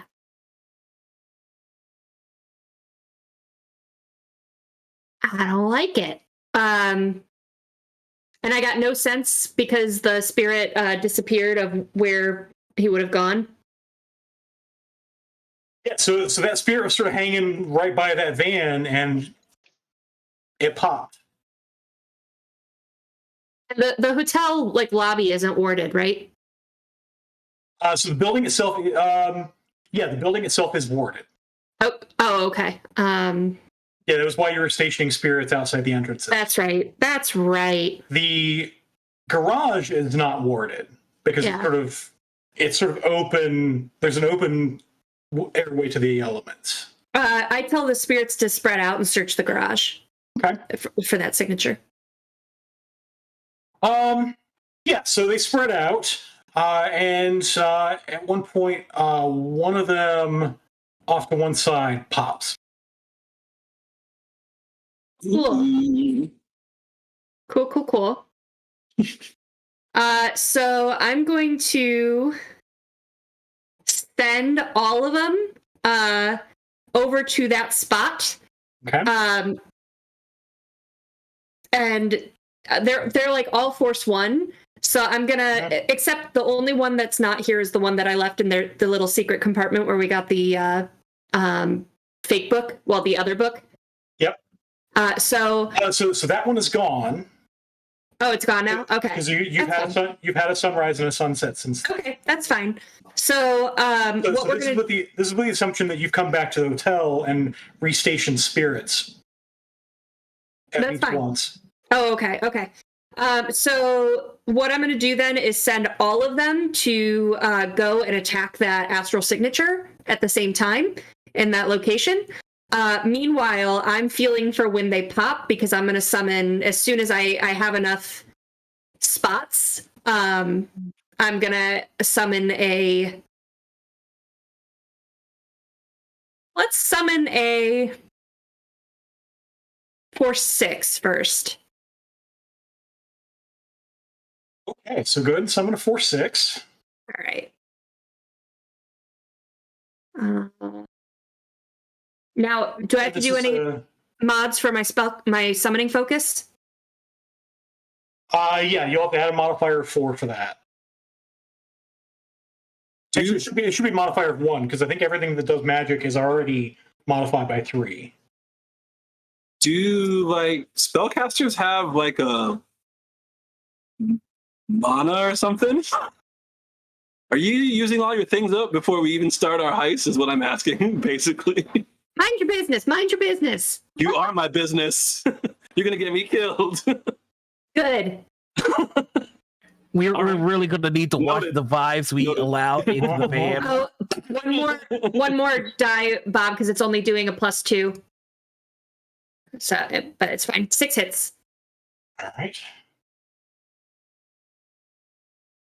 Can I spend what is it, 2 edge to make one of those 5s a 4 or something? You can spend. You can't do that, but you can spend edge to make me re-roll hits. It's 2 edge per. It's 1 edge per die. Okay. Reroll 5 die. Okay. And Good. I'm going to. Bob.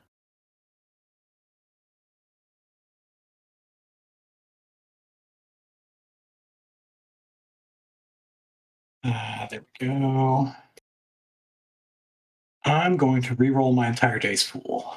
Actually, I'm going to make you re-roll your hits. Your 6 hits. Bob, I just spent 5 edge. That's costly enough. I just spent 4 edge as well. My man is just he Four a inches. clip on us. Jesus Christ. All right, so this is And thank you, Ava, for the continued chaos. Ava. You and I are going to have a conversation. This is chaos that she's been banking up. Listen, from the person who pays you the money that you are now using to hurt us. Hey. None of that. You can get even with Ava 3 hits. by hopping on to Rem Alternis' Twitch channel on Monday nights and listen to Paranormal Albany and give gifts then. That's how you can do it. Are you live? Yeah. I'm live. Tom? Yes, that was a PSA. Oh, good. No PSA. Good. Thank you for the PSA. Okay, so all right, so you still succeed. I probably should have re-rolled my own because I was looking for more drain, but that's okay. So soak 1 drain. Okay. And you have 2 services.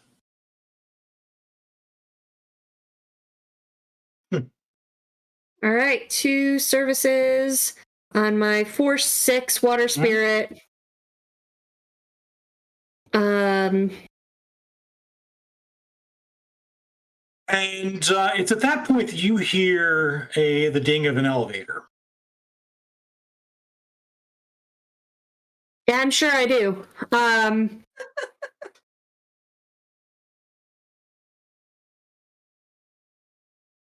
then your spirits, your Force 1s report back that their target has disappeared beyond the ward. Okay. That's fine. Then I'm going to tell my Force 1s to accident the tires of the car. They're not leaving the hotel in that car anyway. All right. Meanwhile, the Force 6, that actually went a lot better than I thought it was going to with him running away. So I send the remaining spirits back to their watchful positions. It does, in fact, take all of them to do it. It takes all of them? Mm-hmm. Okay, that's fine. Because they're only rolling 2 dice to do it. That's fine. So I'd send them back to their watch positions and go back to my body. I'm not going to issue any commands to the Force 6 yet. But I will leave it at the hotel. Oh, wait, no, because that puts it out of range, doesn't it? Yeah, that leaves it out of range. And it'll come with me. All right. Okay. So back to my body. I'm gonna as I sit up, I'm gonna go. So they are attempting to leave the hotel, but we slashed their tires, and the mage that they have did retreat temporarily, but they're on their way. They will find a way to get to the museum. And I subvoke that to everyone. All right. So we have done our preliminaries. That will bring us to the auction, which will begin after our break, because we're closing in on the 9 o'clock hour. All right. So with that, don't forget to type in #RemPC in the chat, and that gets you a free entry to win a Shadowrun core rulebook PDF, so that you can open the book, play alongside us, and help us spend all of our edge actions. You should also follow and subscribe to the Gen Con TV channel. Subs get you 4 points of edge to give to the player of your choice. And, nope, not Bob. And so 4 edge to the player of your choice, and a sub gets you 7 entries to win the prize that we give away each week. And you can also donate bits. Every 100 bits is a free entry. And I guess it's not a free entry. It's an entry to an extra entry to win. And then on top of that, you can give NERPs for 100 bits, which is 3 extra dice to a roll to any player. For 200 bits, you can do a point of edge. Or for 500 bits, you can do 4 points of edge to the player of your choice. So do all the things, help us out, and we will see you in about 5 minutes. Thank you all.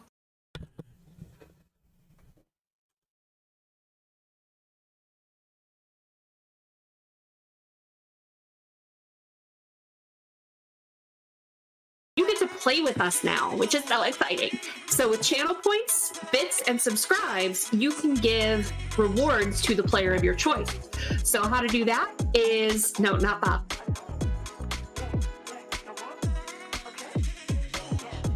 Channel points, I believe it is 500 points, gets you NERPs, which is +3 to any dice roll to the player of your choice.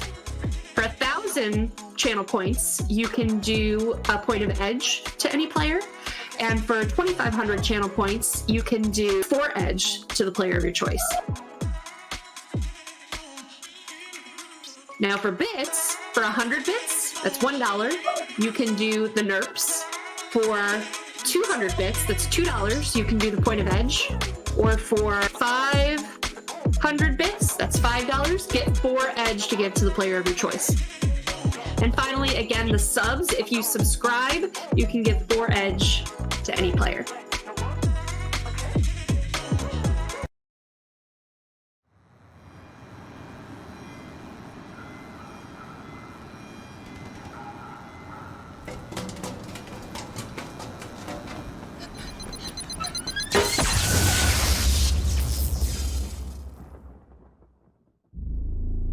The earth has changed.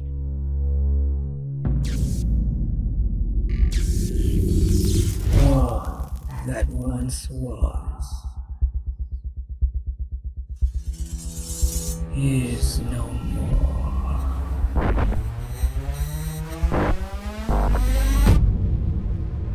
Cities remained.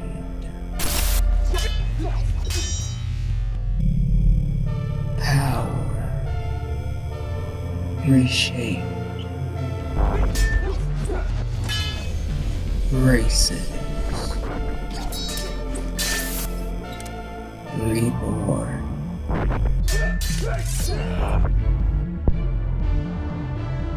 Reality. Reimagine.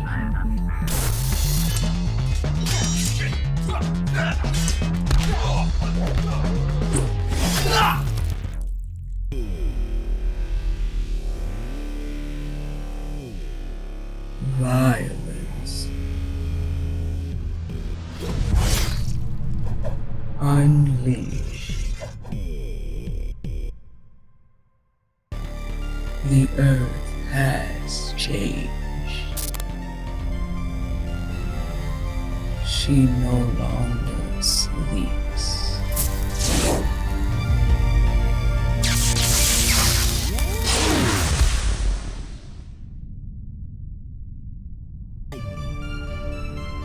She has awakened.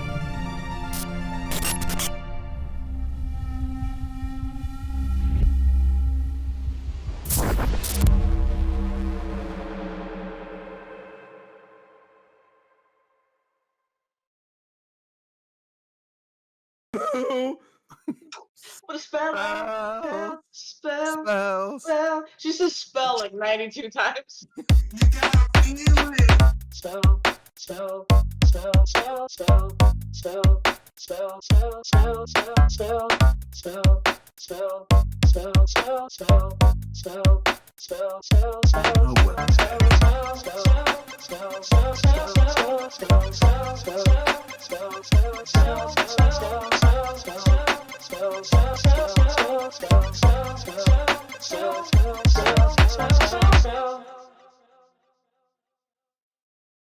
Ready to level up your cosplay game? Check out the Geek Forge on Etsy. With a variety of props to give your photos that extra spark, you'll find just what you need. Hold magical fire in the palm of your hand, or take a potion to restore your mana. With a large variety of colors, you can choose your own magical flavor for your cosplay. Bring drama to your photo shoots with these vibrant props and more, all available at the Geek Forge. Are you ready to level up your cosplay?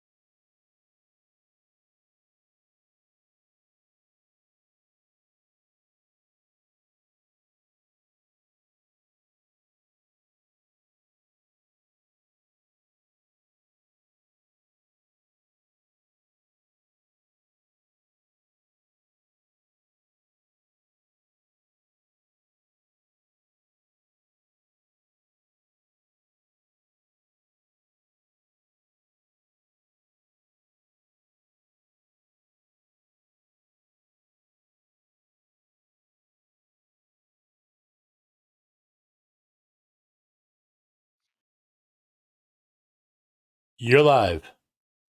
And welcome back. We are now at the night of the auction. Finally, so the plan, as I understand it, is that. So I think we'll need Mr. Bell to do a stealth test, and I'll need Violet to do a con test.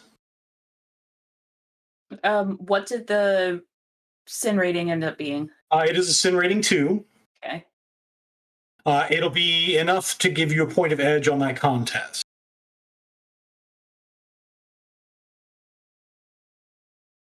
I'm adding it to my list of sins just in case. Just in case it survives the night. Yeah. Thank you. Here we go. I'm gonna do a thing. Okay. I'm gonna attribute boost just to. Sure. So I'll roll that first. Which as I recall, is 8 dice. And you're adding that to your agility score. Yeah, whatever comes out, right? Wow, I think I forgot how to do this. It's been a while since I've had to. D6 is... / roll 8d6 greater than 5. 8.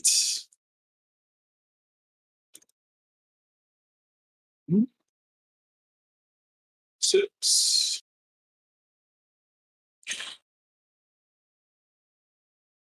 Oh, I hit the advanced thing. 1, 2, 3 hits. Of course. And 8 dice is not terrible. It's kind of it's average. So go ahead and roll your stealth test with a 3 dice modifier. +3.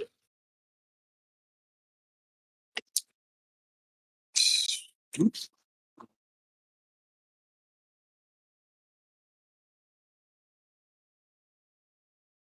One. I'll take it.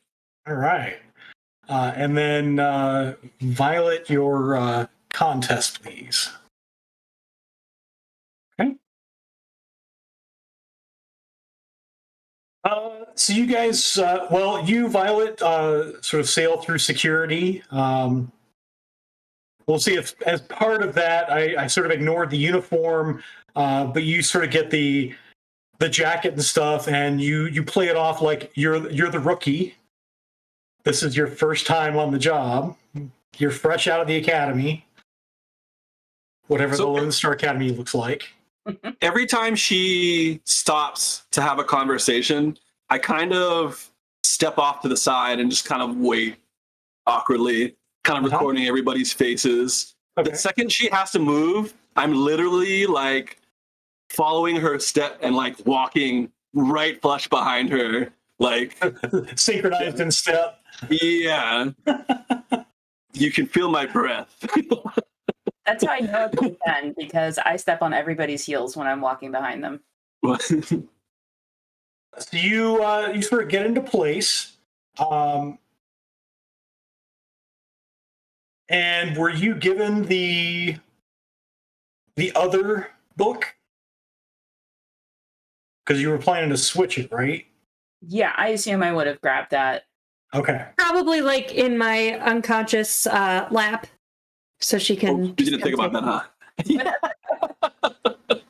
I'll leave a little note. But I'll take that, right? Because I'm gonna be the one who goes into the room and does the dirty work, right? So you guys all need to do that. So you'll need to do that first, because you recall the book is the first item on the auction. Yeah. So I'll take the book, and I'll put that inside of my the holster for my rifle. I'll leave the rifle in the car. I'll put it in the holster for the rifle because the holster is also stealth. Also has a cloak on it. And I'll take the rolls that you've already done, so that's fine. So you roll in and you pull the switcheroo, Oh, we get all the way in like that? Cool. Yeah, I don't see you need to make you re-roll like 15 times to get there. Oh, okay. This will be for that whole scene. So then, are you departing the premises, or are you waiting to see what happens? Talking to me? Yeah. What else is in this room? So in this room, so you guys are in. So if you go to the map, you're in this smaller room that's adjacent to the Gothic cloister. Mm-hmm. And there are a couple of other people there. So you had to do this sort of, you wait for the guy to turn his back. There's clearly somebody there who's dressed in tux, who's going to be the auctioneer. There's a person sort of at the door, looking out into the cloister itself. And you sort of wait for them to turn, and you swap. So everyone's present? Everyone is present. I mean, sorry. All the items are present. So all three of the smaller items are present. So you do see the Lanama book, you see the Omni, and you see Vado, the miniature painting. And out here, in the same place you guys saw it before, is the big alabaster statue. And above us, is it a completely closed room? Yeah, so this room is closed. There are the two doors here. Remember, those two doors are they're like half doors with window and drapes. At this point, the drapes are drawn. They're closed. Okay. But yeah, this room does not have a skylight. I'm just gonna stay in the room in the corner in a shadow. I wouldn't have had Violet wait for me. Obviously, she has to go on her way, right? She has to pretend to be a Lone Star officer. So I'm just gonna stay in the room, arms folded behind my back, in the corner, like in the shadows. And they kind of station you, Violet, out here. When you rolled in for the evening shift and they sort of split out duties, this is the one they assigned you. So we'll say that was kind of lucky, you think. And you start to see, so Mr. Bell, because this door here is open to the Gothic cloister, you do see as Nova comes in. So Nova presumably has signed up for the auction under one of her sins. Yep. I'm going as Pam Oler. Okay. And you are not in your Stuffer Shack best. No, Violet, can I borrow a dress?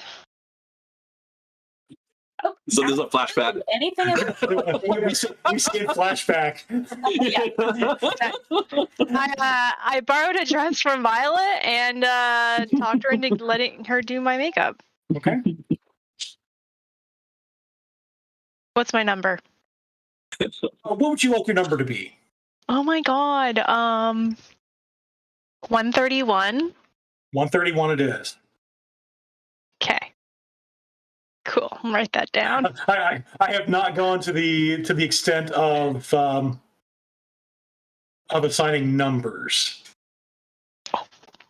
If it comes up, I can do that, but I won't right now. You do see, as you walk into the Gothic cloister, you do see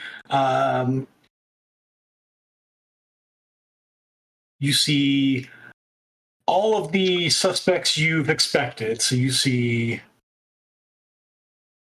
Lacey DeRose, who is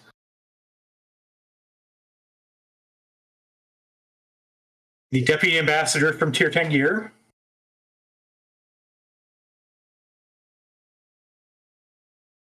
Yep. That's a face. Yep. You see David Hernandez, senior consultant from Federated Boeing. Another face. Charles Fortham, attorney and partner at Byron Richardson and Fortham Legal Associates. You see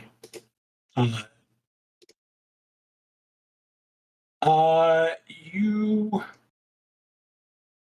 don't see her. So Janet Rhaegar is suspiciously absent. Okay. But you do see a new face.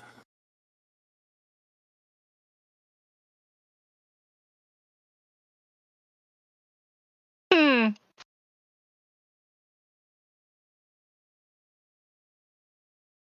But I mean, technically, any of the faces that I haven't already seen are new faces to me. So The ones that I had just shown you, you'd seen before. except for person. Lelouye Brighthawk. Yeah, but I assume there's like other people besides just. Yeah, there are a few other people sort of milling about. People who we'll say are extras in this scene. This one person got a photo. She'll be important later. Yes, the ones I have just shown you are not extras. Amazing. Well, I'm scared of her already, so I'm gonna go sit next to. If it's possible, I'll go sit next to David Hernandez. Okay.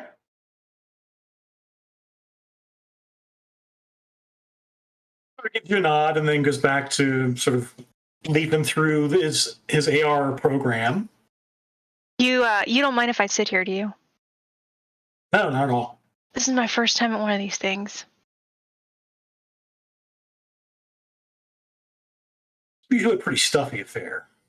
Yeah, it seems like it. Never been to anything like this before. I'm hoping to make a career out of this. Professional bidder or Yeah. professional buyer? Professional, like either. I don't know. Like I'm fresh new bean, out of the real world. Like I don't know. I'm excited. I heard the cheapest thing is first. I don't have like much in funds, so like probably the first 3 items are going to be affordable for me, right? Oh, I guess so. Yeah, I mean, Vado is. I'm not here for that one. So go ahead and make a we'll call it a judge intentions test. Okay.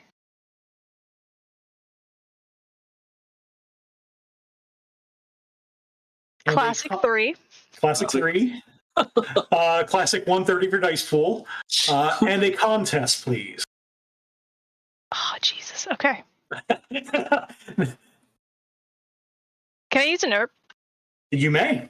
Oh, thank God. NERP grants you 3 dice. I almost said a 3 dice penalty, but no, that's not it. Good thing I used it. Jeez Louise. Yeah, because that would have been a 1 after that. Yeah. That would have been a glitch if you hadn't rolled 3 extra dice. Well, look at that. Who'd have thought? So he doesn't pay too much. He doesn't seem to see through you. You think you chose the right tack to play it up as the noob here. He sort of lets slip. He's not here for Vado. It's beyond what he's willing to pay as well. He's not that interested in it. He says, sort of in the conversation, I think, and he sort of nods toward Lily Feedrose, the deputy ambassador from Tirtangir. Says, I think she's probably the type that might want that. She seems really fancy. I'm here for sci-fi relics. I want the Omni. You're not bidding on that, are you? Hold on. Let me look it up and see what that is. And I look it up right in front of him to see what it is. Which one is that one? There it is. Oh, that looks really cool. Nah, that's like later in the program, though, isn't it? It is the second one on the list. Oh, I mean, if you want it, I won't get it. I won't go for it. All right, playing it close. I see. All right, I get that. Well, I mean, You seem pretty cool. I'm just trying to learn. And if you got tips to share with me, the least I could do is just not bid on the thing that you want. I'm here for fun, man. All right. So with that, the auctioneer comes out, and the guy behind the other guy is sort of bringing out. The first thing he brings out is the book, and sets it on the pedestal. And the auctioneer says, "Here we have the Lanama book, Icelandic manuscript, circa late 12th century, leather-bound vellum. The bidding will start at 53,000 new yen." I lean over to David. That's cheap, right? That's not a bad price. And you see, okay, so we have an actual number. Very nice. You know what? Take an edge for that. All right. I like props. So 53, and then 54, and Leluye Brighthawk raises her number. I send a clip image of that over to Slick. All right.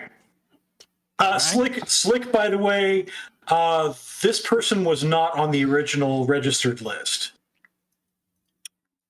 Ooh, they're not on the list. They're not on the list that you downloaded 2 days ago. Can I try and get an updated list to see if maybe you can try hacking in again? Yeah, I'm about to get in there.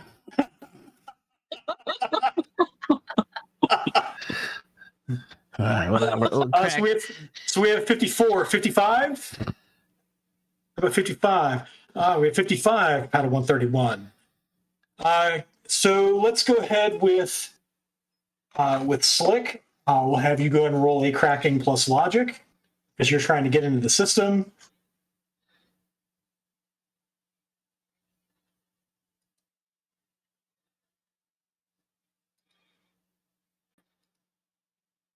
All right, so it's cracking and logic. Here you go. Yeah. Sorry, it took me a second to find it. 4, and I get an edge. And you get an edge. Yeah. And that's a failure so far. What the? I have 2 edge without the one that I just got. I want to have you re-roll 2 of those successes. Okay. Come on. Nice. So 4 versus 3. I can't keep doing this, Lord. Are you going for admin access again? Yeah. All right. So your Overwatch score is 3. So we had 55, 56, and Brighthawk raises her paddle again. We have 56. How about 57? 57? 57 back there, 131. 58. And Brighthawk. So you go back and forth a little bit. So I'll ask you to make a matrix perception test. Slick. Okay. Yep. So that's gonna be sleaze, I guess. So matrix perception should be just computer plus intuition. Oh, okay, cool. And while I'm in this bidding war, I'm going to actively lean over to David and make it obvious I'm asking for advice. Okay. So we'll get back to that in a moment. Slick, you see not only is the patrol ice hanging around, the spider is here as well. Oh, this dude. The narc, as you called him, who has not been here before, but he is on duty tonight. So David leans back over to you and says, "I always goes like this a little bit. There's a little bit. People are willing to pay a little bit more. We'll see where she drops out. I think she'll drop out around 75."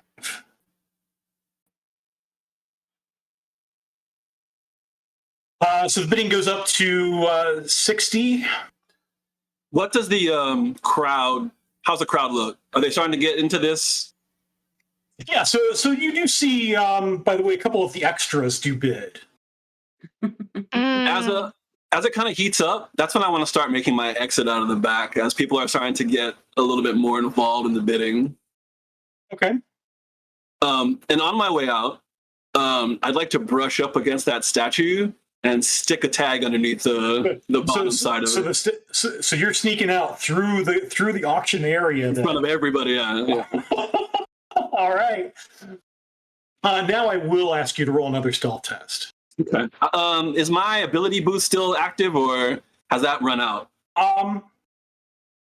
Technically it has, but I'll let you just do one last one. Take the other 3 dice again instead of having to re-roll it again. So just roll your stealth with a +3 modifier. Okay. I will ask you to make 2 drain tests after this, though. Okay. I don't know what that is. It's be my first time or maybe my second time, but you have to walk me through it. Okay. So go and do your stealth test first. Yes. All right.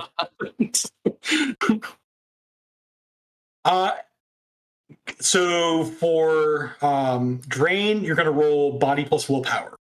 Okay. Is that already something on the character sheet? It should be. Oh, there should be a section under magic for drain. Yeah. And what do I want to roll low, or what am I supposed to do? You want to roll at least 2 hits. Oh, high. Trying to roll high? It's like you're rolling any other test. 3. Oh, 2. Sweet. 2 is enough. One more time. Yikes.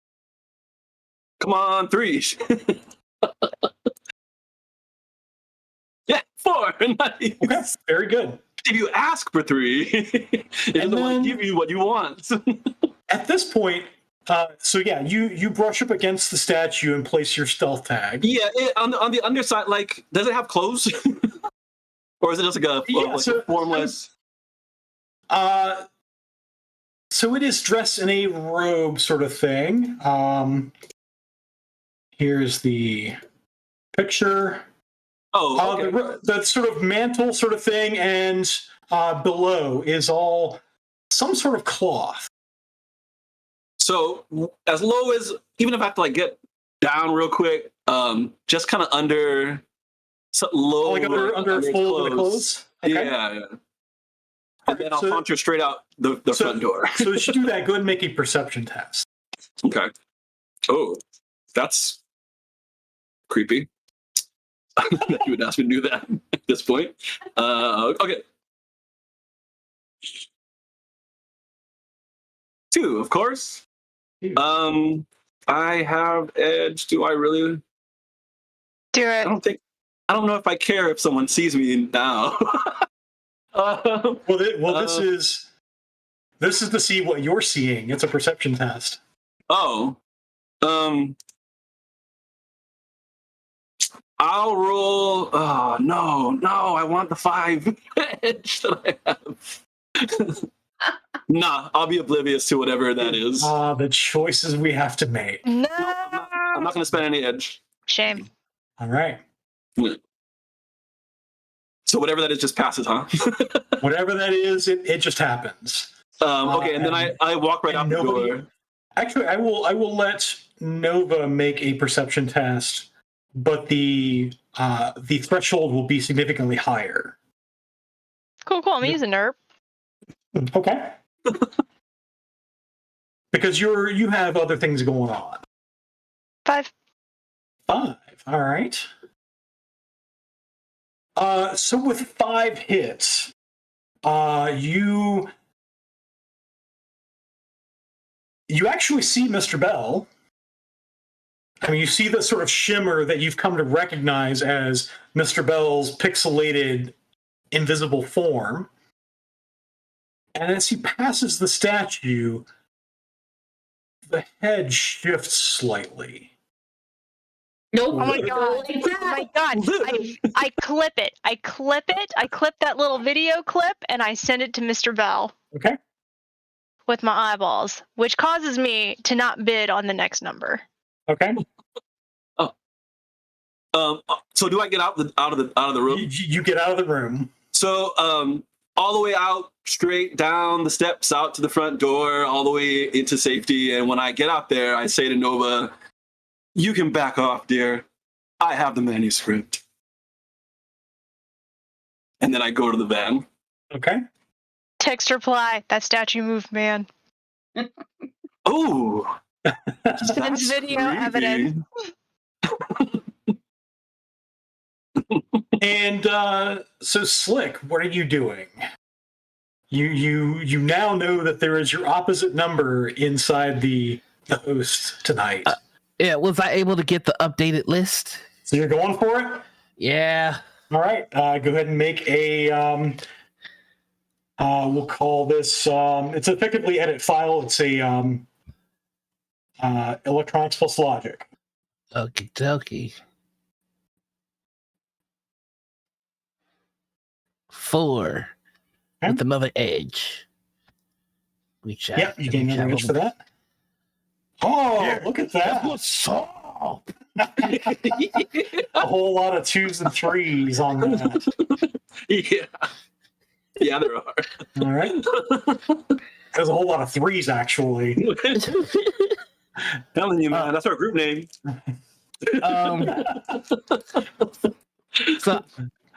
So you gain access to the file, and you get the sense that spider is looking for something. It is.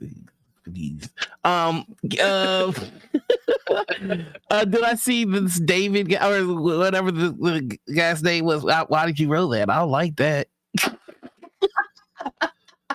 Willpower plus sleaze test, please. Oh, this guy. Sleaze plus willpower. You have gone undetected so far. Wow. Spider, I'm trying to do something. When you have gone undetected, don't shout at it.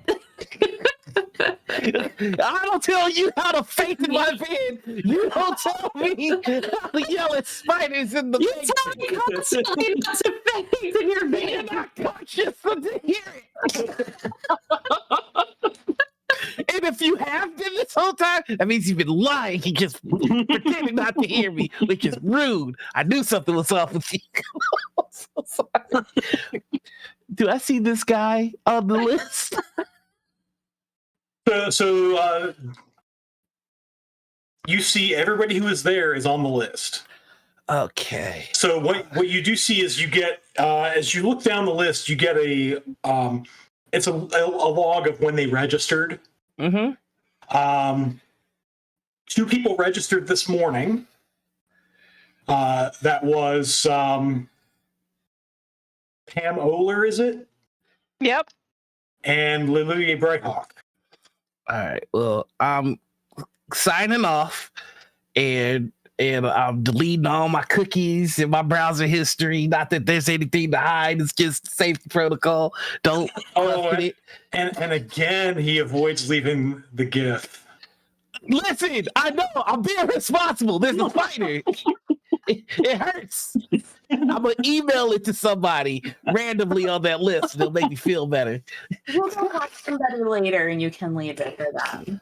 All right. And real quick, Mr. Bell is in the van now, so I think Slick is gonna take off his gear and go. Did you get the painting? No, I'm sorry. Oh, wow. So at this point, so back at the auction, so some of the extras bid. Next time you look back, Nova, from the statue whose head is turned, and it looks like it was looking straight at Mr. Bell as he walked out. Oh. I clipped that also and sent it to Mr. Bell. Yeah, so that's part of the clip that you sent. Yeah. And as you look back, sold to, and he names off Lily Brighthawk's paddle number. for 75,000. Dang, I got distracted. Our next item up for bid. Omni device prop from the Voyager's television show, 1982. Screen used. And so they bring out this little, it's a case with that Omni prop in it, and there's a certificate under it that says it's been screen used. The bidding will begin at 67,000 new yen. And David is the first to raise his hand. I nudge him a little bit. Look at you go, man. I'm rooting for you. Some of the extras go. He raises his hand again at 72. Brighthawk raises her hand for 75. He finally bids 80. And unless you bid, nope. The room goes silent. I don't do anything. I want my dude to win. Sold for 80,000 new yen. Look at you. You won, David. He gives that arm pump. Yes. That's so cool, dude. Arm Awesome. pats. Our next. And I hang out for the rest of the thing to see who's winning what. So the next item up for bid, and the auctioneer doesn't. Nobody's carrying this statue out. The auctioneer just sort of gestures to the statue and says, "Alabaster statue with luminescent glyphs and eyes, missing left hand, unknown origin and provenance. Opening bid 275,000 new yen." So as this is happening, I say to Slick, I'll tell you what. Find out who purchases the statue that's up for bid right now. And give me as much information as you can on it. And I'll track down that painting for you. I can track down the painting myself. The problem I have is taking it from where it is to where it should be. Sorry, I misspoke. I'll get it for you. Oh, you should have just said as much. Okay, cool. All I got to do is just.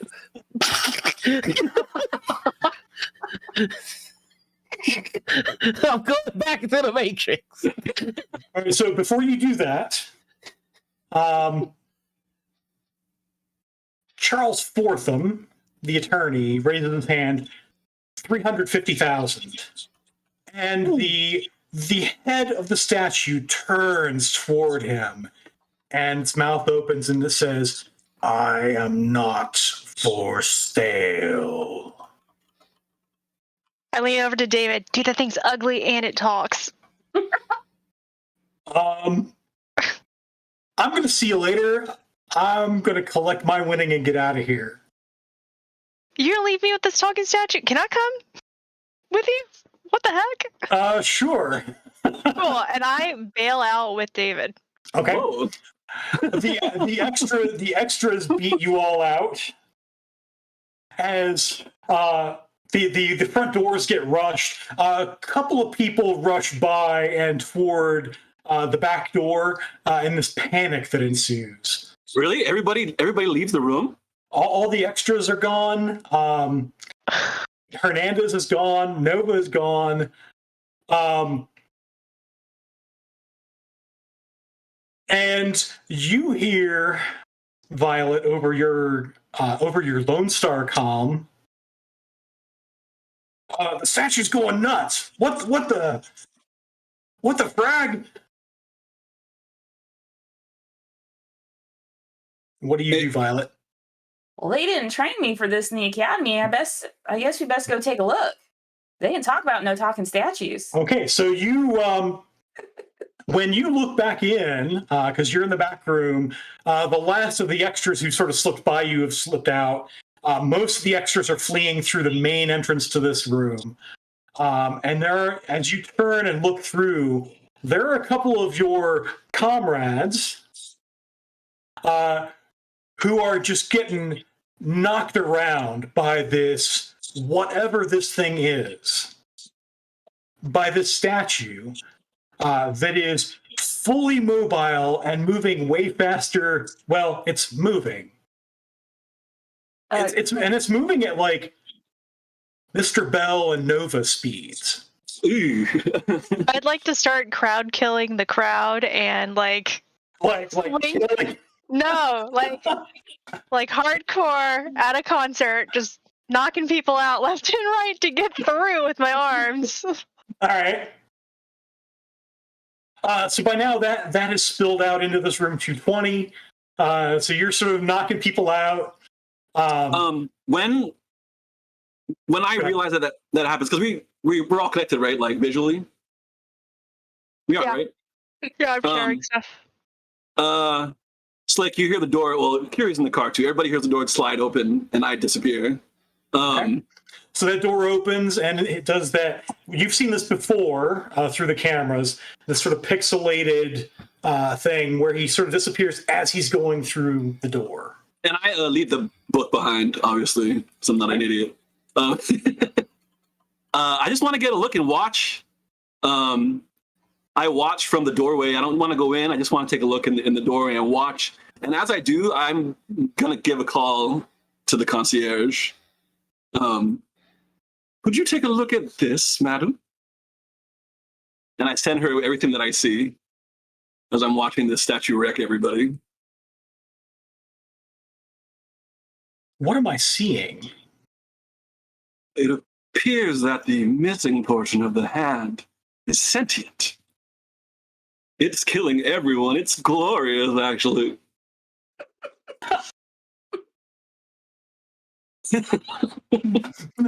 I love that.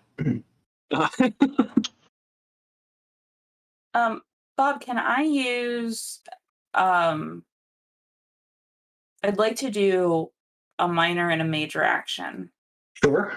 Minor action being empathic sense. Okay. Which is my weaker form of a sensing. Mm-hmm. And I'd like to take a look at the statue since Kiri's not there to look at it, or tell me it's a bad idea to look at it. Whichever one comes first. All right, so it's a minor action, so that's a intuition plus it's a perception test, and you do gain an edge for that.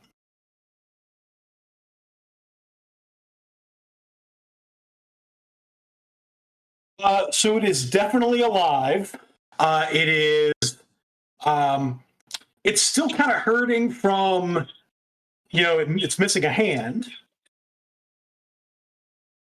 and it is definitely angry.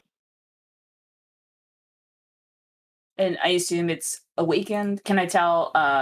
My options are awakened, mundane, technomancer, or monad. And I assume it's not a monad. Let's see. With 6 hits,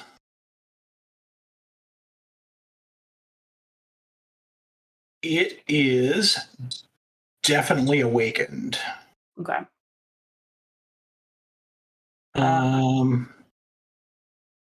Yeah, and I think that's all you get as far as that's concerned. You don't get like ratings and stuff. No. I just get health healing and whether it does magic. There is you can sense there's quite a bit of magic involved, but it seems that it's relatively adept at masking its aura. So I will send that information to Curie for whenever she wakes up to receive it, and then I'd like to use commanding voice to continue to clear the room. I'm going to try to talk to it. Not hey, you settle down. Bad statue. Yeah. So no need to roll that. You're sort of clearing the room.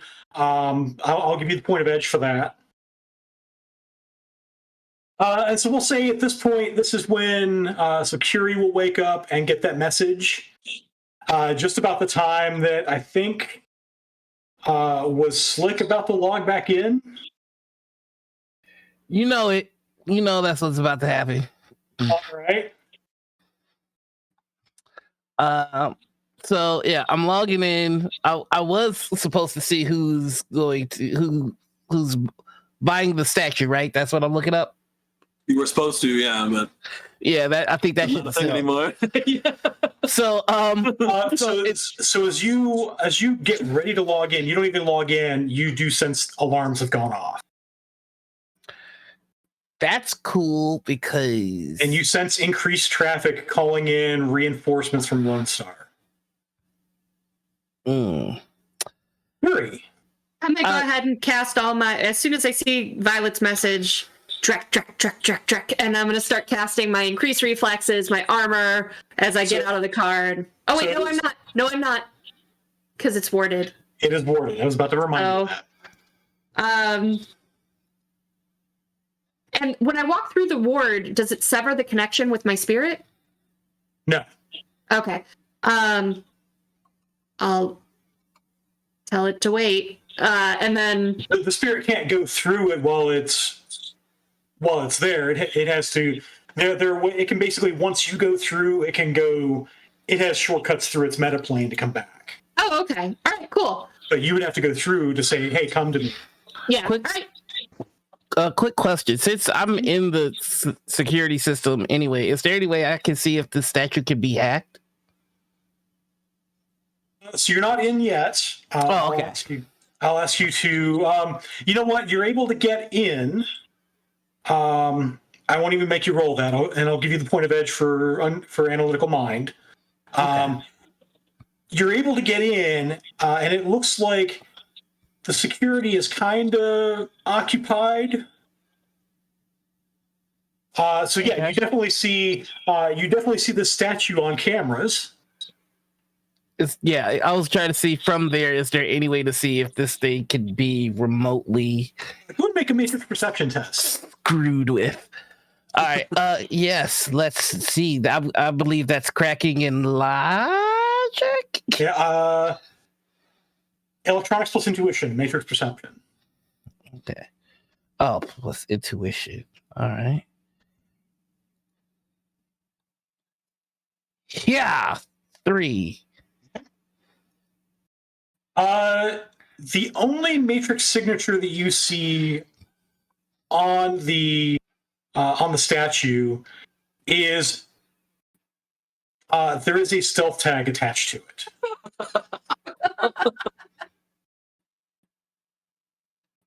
I'm gonna guess that's something not very stealth. Okay. Yeah. So there's no way for me to help from here. So I'm just gonna let everybody know. Hey, Mr. Bell, I went in to do what you said, but then everything flipped upside down. So there's nothing I can do. And also that statue thing only has one matrix signature, and it's a stealth tag. That's curious. So you guys are on your own. So that's interesting because you don't know whose stealth tag that is. Presumably, it's the. I mean, you would expect maybe it's the museum's. Hey, that seems to be the problem with somebody who's going to be in physical contact with the statue. That's not me. So best of luck to everybody else. That is not your problem. Very good. Hey, Slick. Yeah. Is there any way for you to get a recording of how this ends if we happen to leave the location? You guys are asking for a lot. Yeah, I can do that. Also, can you ping us the emergency exits? Yes. Oh my God, Nova. I say to you as I punch another extra in the face and say, David, follow me. Oh, okay. I'm trying to rescue my friend. Can I send the emergency exits? Because that's something that Lone Star would have. Yeah, absolutely. So what you see is there's the main two exits that you're familiar with, and then the posted as emergency exits are the two side exits that Mr. Bell found earlier. The ones that don't have mechanisms from the outside. Okay. So that involves you going down the stairs to. I mean, it's actually closer for you to just go out the main entrance here to the parking lot. Oh, okay. But everyone's rushing that way, right? Yeah, everybody's rushing that way. As I'm walking toward the building, or running toward the building, do you guys need backup? or are you on your way out already? I Leaving. say we leave. I'm here until I'm not.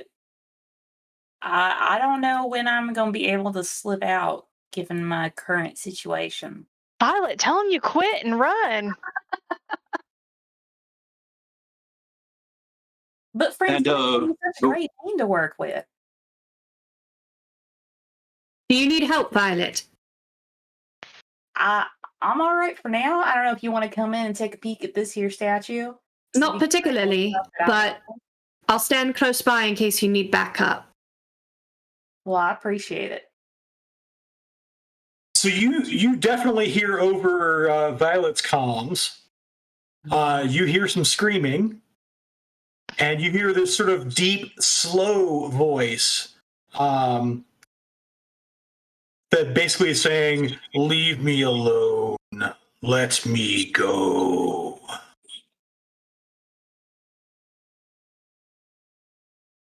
And you said more Lone Star was coming?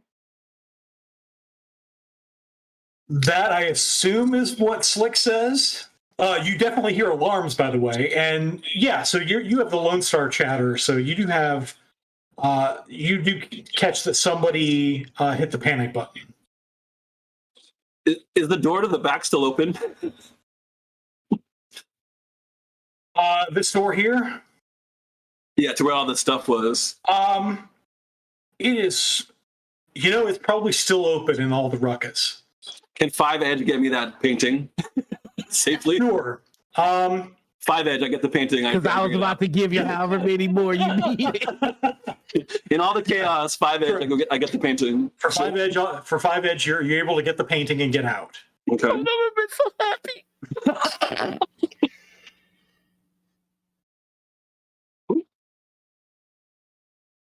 All right, I go to the van. Hopefully, everybody's like starting to collect, so we can leave. No, at this point, when you get to the van, it's just you and Slick in the van. Oh. Well, not even. Is that what I? Is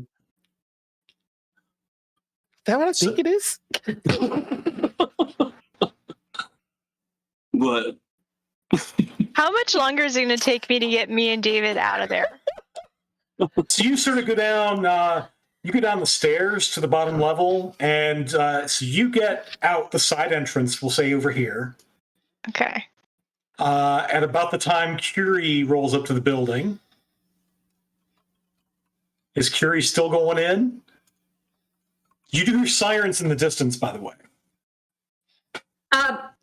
No, I said I was going to wait close by in case Violet needed backup. Okay. So I'm waiting outside at this point until she's out. All right. Or until she calls that she needs help. It's not her job to fight the statue.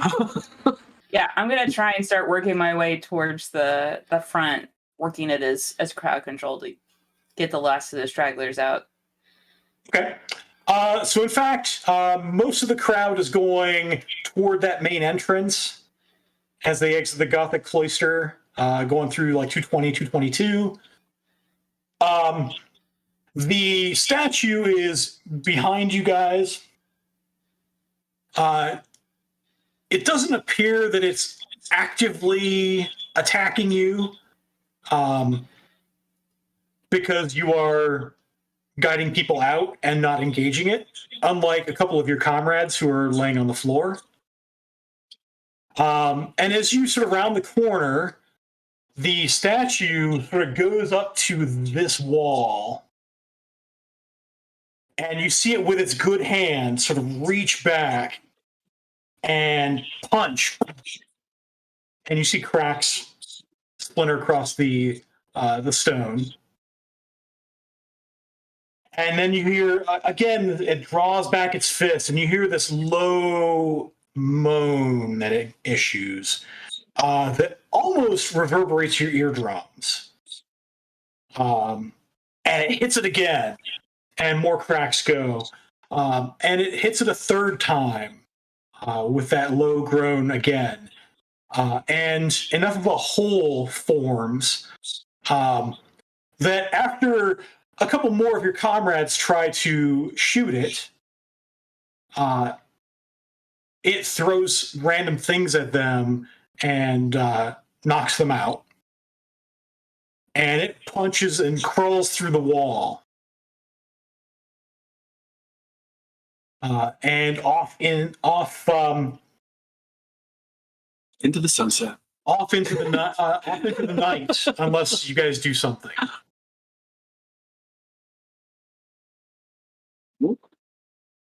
Our new statue friend does not care for doors and makes his own. Not our problem. On tonight's news, statue flees highway going south. Violet, are you out? Let's go. I'm just about on my way.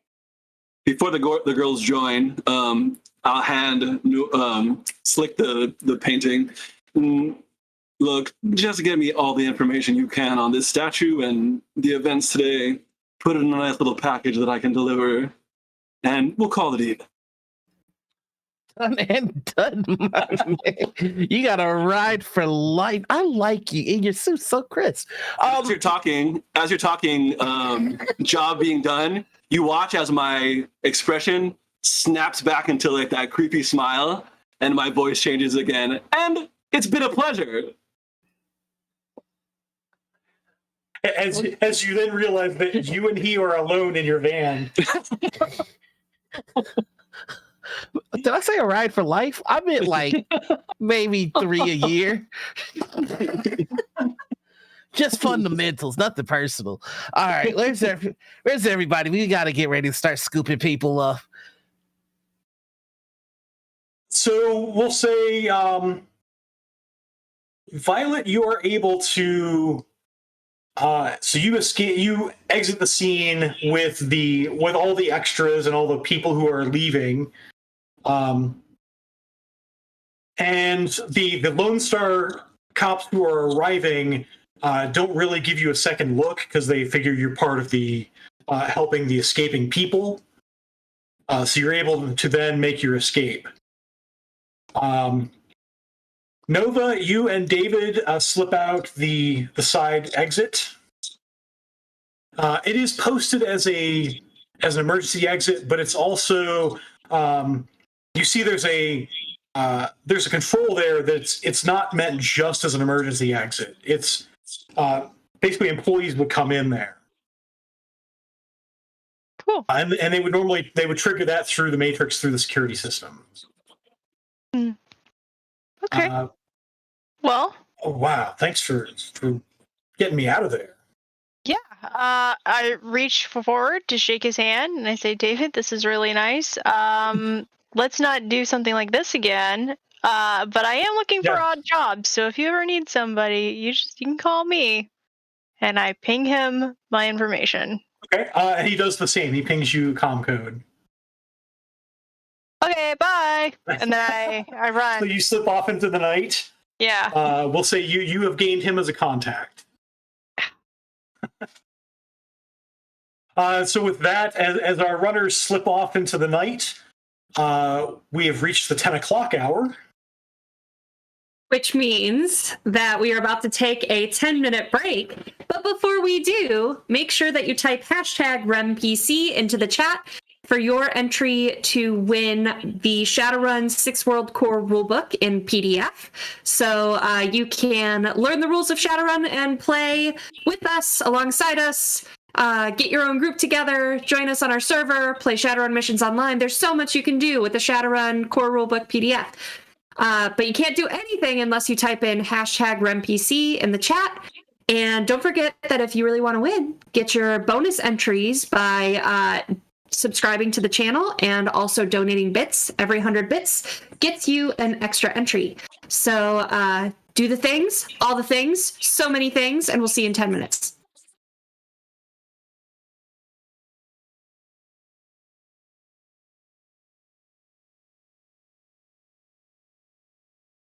You get to play with us now, which is so exciting. So with channel points, bits, and subscribes, you can give rewards to the player of your choice. So how to do that is, no, not Bob.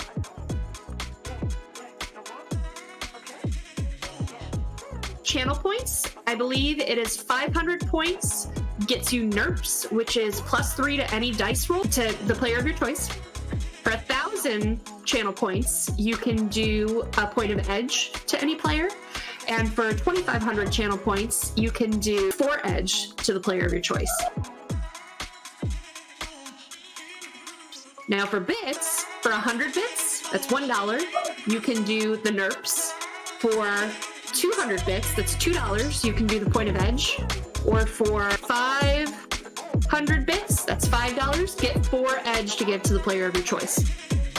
And finally, again, the subs, if you subscribe, you can give 4 edge to any player.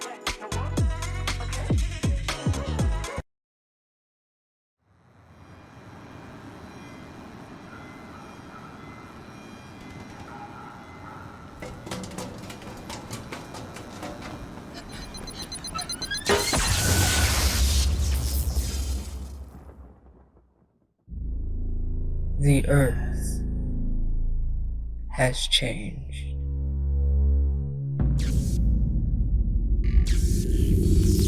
All that once was is no more.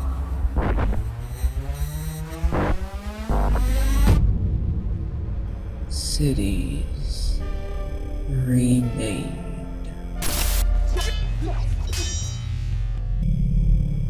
Power reshaped. Races reborn.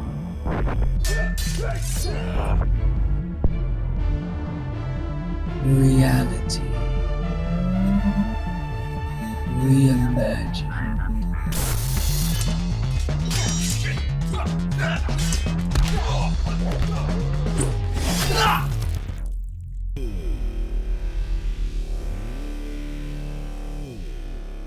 Violence unleashed. The earth has changed. She no longer sleeps.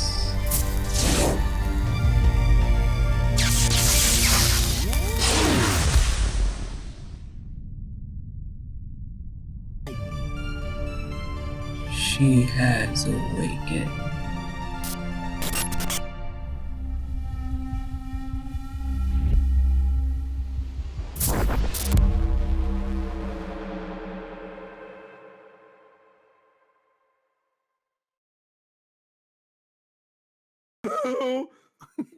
What a spell! Spell. She says spell like 92 times.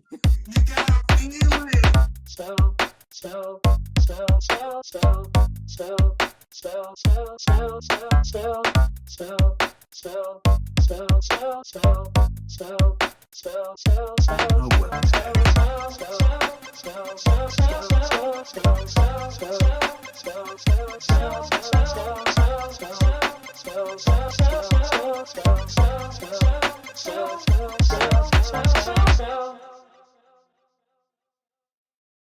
Ready to level up your cosplay game? Check out the Geek Forge on Etsy. With a variety of props to give your photos that extra spark, you'll find just what you need. Hold magical fire in the palm of your hand, or take a potion to restore your mana. With a large variety of colors, you can choose your own magical flavor for your cosplay. Bring drama to your photo shoots with these vibrant props and more, all available at the Geek Forge. Are you ready to level up your cosplay?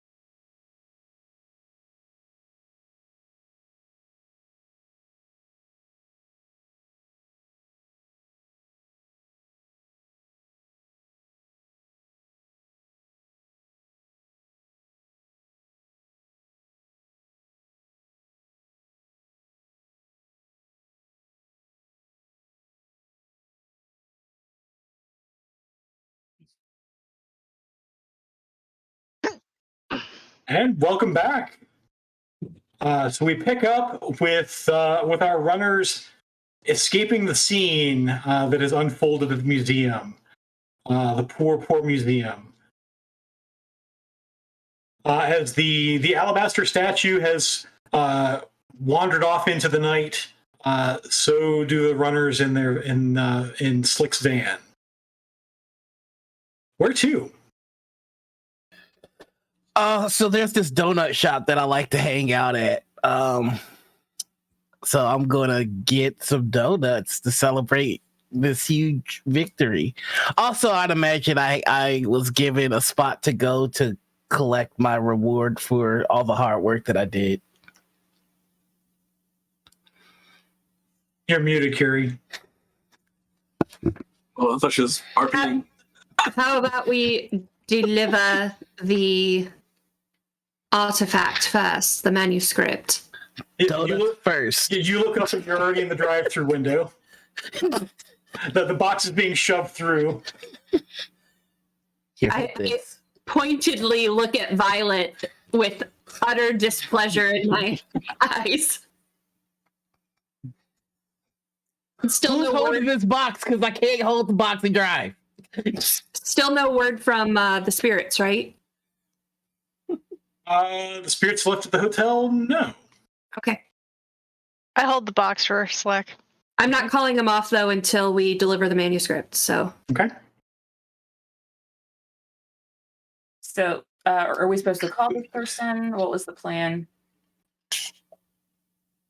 I was just going to show up, but I'll text her, I guess, now that you've said it. It is by now. By now it's probably 2100. I text her and say, meet at your office. Sure. Come on by.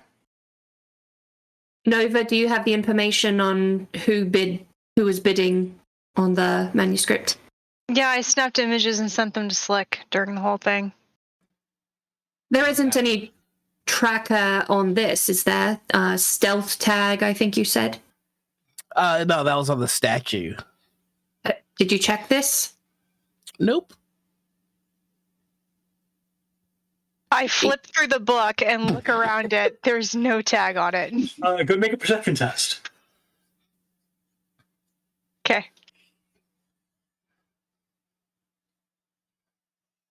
If y'all brought back some tag stuff in my car, I'm going to lose my mind. You I would have expected my Decker to search the item first. Excuse me, I'm functioning as the driver right now. The driver doesn't check a goddamn thing. No, but you do not see a tag on it. Yeah, I take the book, I open it like this and shake it and rub my hands over everything. There's nothing. It's an ancient artifact. Can you show some respect? So, Curie, you hear an uncomfortable amount of crinkling in the pages.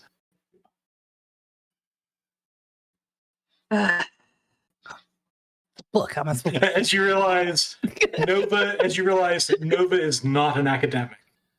No, she isn't. I shut it and toss it to you. It seems to be fine. It made it this many years. All right, I'm pulling over. I would like to check the book because now they got me worried. And I can't enjoy donuts when I'm like this. I physically looked for a tag. Well, it's not that I don't trust you, Nova. It's that, to be honest, this one is bumming me out. I feel you. I'm just going to go ahead and paying you. So why don't you shut it and do your job? You're not paying me. Somebody else is paying me. Right? Or are you paying me? I would have been way nicer. I'm paying you. I'm too good at sleep watching this chaos happen. Why didn't you say so? I would love to help. Okay, let's go ahead and just see if there's anything. Go make a matrix perception test. Okay. And a contest. I'm assuming that's electronics and intuition. Intuition, yeah. 6 successes. Wow. And another edge. Yeah. So this is not a logic test, though, so you don't get a... Never mind then. I'm back to 3. So you're pretty sure you don't see any matrix signals coming from it. You know what? Why? And you take a look, and you don't see any tags or anything.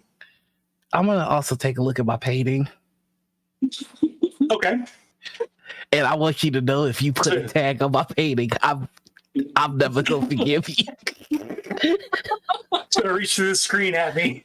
It was the one thing, man. What? Okay, no, but I'll. So do I make make another electronics intuition test. You know what? Oh, that's interesting. No, it's not. We can ignore that. That didn't happen. Roll against gaslighting. Ooh. I'll give you 2 of my. I'll do 2 edge to give him 1 edge, if that helps you at all, Slick. I have 3 edges as it is, so if I give you 1 more, then you'll have 4 edges. You can reroll all your failures. Yeah, let's do that, because that. So just reroll the roll. There you go. There it is. Be back. Okay. I think I dropped the donut, and that's what messed it up the first time. We'll be back. On my deck. Oh.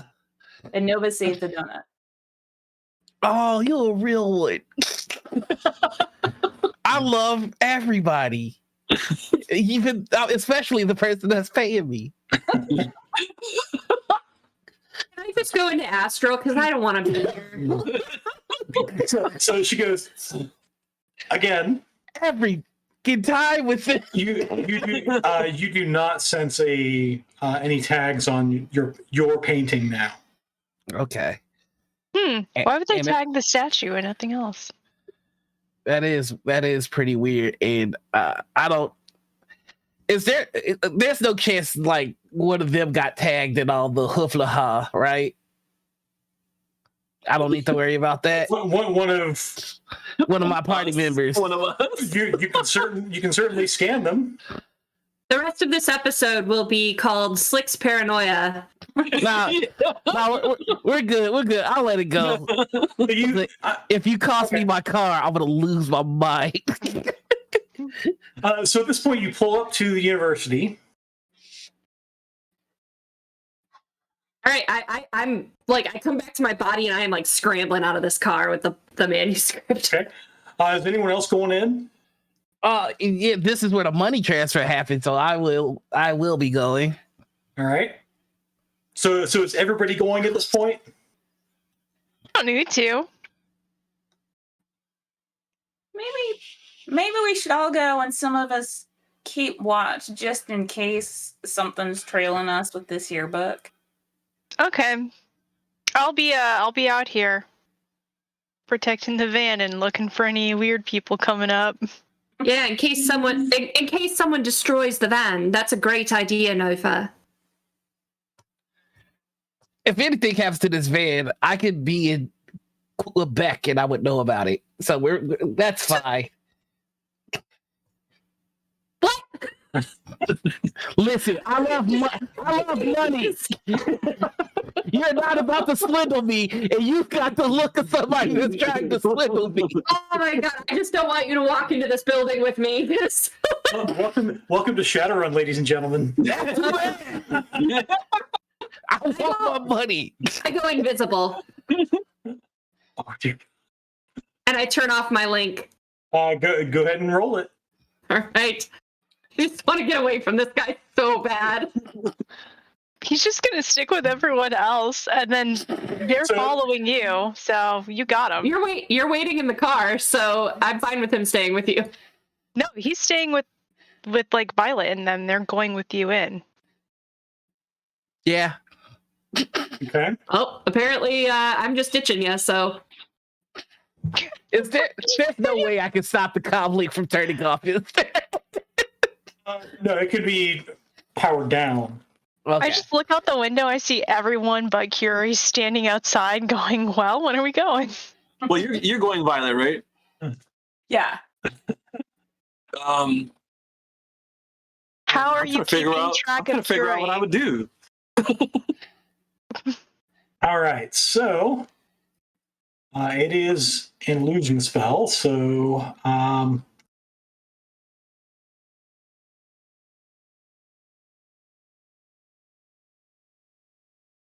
oh yeah, it just gives you the improved invisible status. Mm-hmm. So you guys could all roll perception tests. Okay. Let's see. Violet, that does give you an edge, Violet. I think I'm with the van because I'll take Violet's. I think I'll take Violet's suggestion to watch the van as an order. So I'll just stand in front of the door. Okay.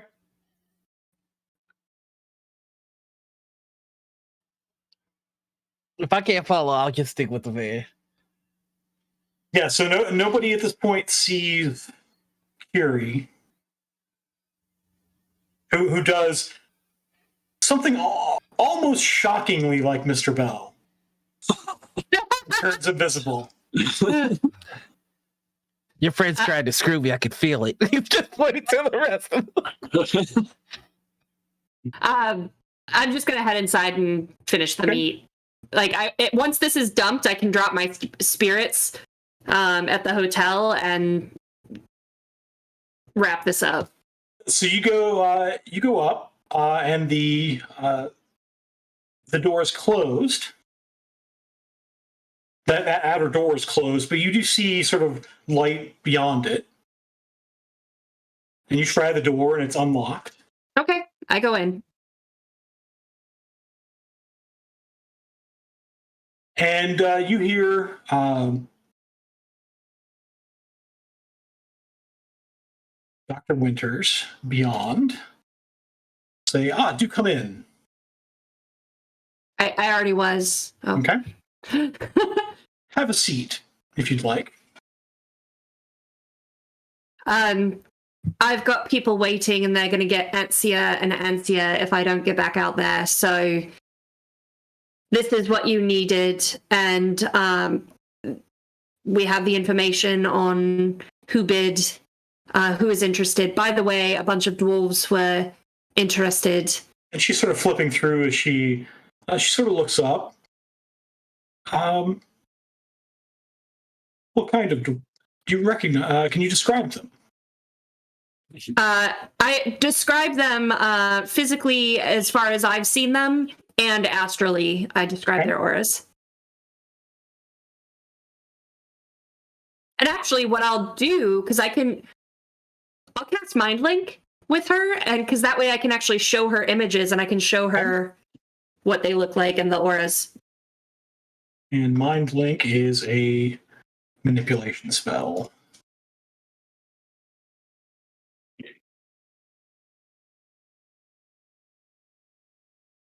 I think. Oh no, it's a detection spell. Detection, yeah.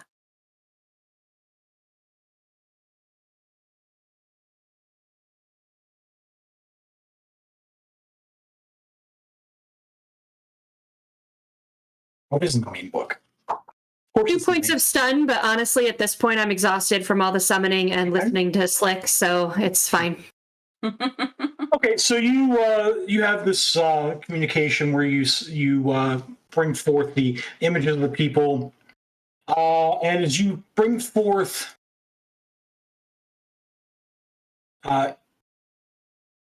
each of the other dwarves, you sense that she sort of takes note of each of them, and then as you get to Redstone's X. As you get to the X, Janet Rhaegar,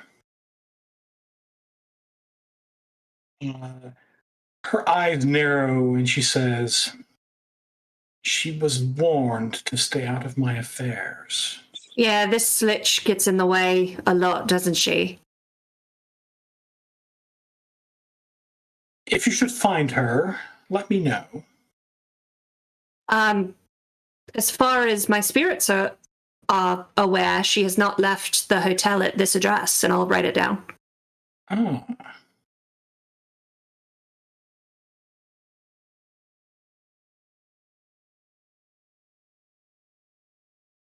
Come back in a few days. If this pans out, I may have something else for you. You got it. Anything else? So she, at this point, she's sort of looking at, and you get the sense. So the mind link is done, and she's sort of. It looks like she's reading, sort of speed reading one of the chapters in the book. She says, "Yes, good." And I assume you named off like the people who had bid and so forth on the on the fake book. Did you tell her about the fake book? Yeah, I'll fill her in on everything and say that yeah. Because especially since these guys were interfering, I'll explain how she was interfering. So they had a decoy book, which is how we knew that they were after this. So we got the decoy book, swapped it, and here we are. You had a chance to read it. No, we came straight to you just in case they wanted to intercept us. I wanted to make sure it was delivered. And she closes it, sort of tucks it under her arm. Job well done. Thank you. See you in a few days. Have a pleasant evening.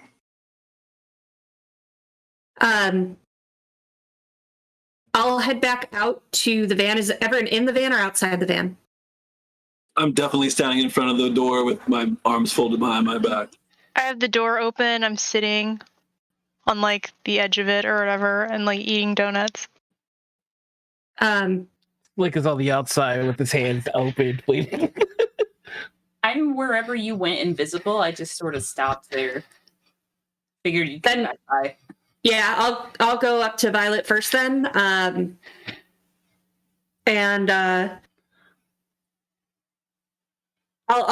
turn my comm link back on and drop my invisibility, and I'm gonna take the cred stick that had the auction money on it, and divvy it up onto the other cred sticks, and then just put that pile in Violet's hand without my cut, and just look at Violet and go, "I need to lie down," and start walking away. And as you're dropping your visibility spell, you realize you had it up the entire time during the entire conversation. Yeah. And you may have expected her to be unfazed. Yeah, she would know. So the money has been split up.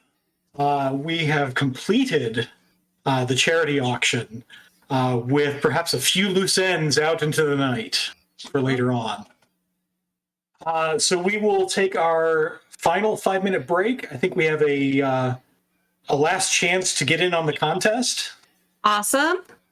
So to enter the contest for your last chance, type hashtag RemPC in the chat right now. Hey, Isabits, I see your hashtag RemPC. Good job.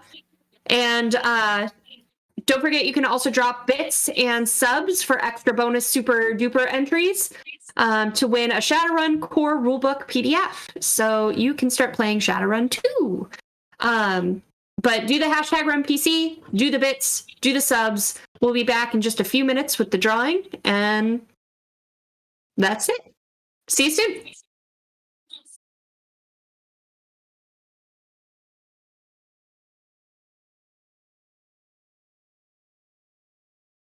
You get to play with us now, which is so exciting. So with channel points, bits, and subscribes, you can give rewards to the player of your choice. So how to do that is, no, not Bob.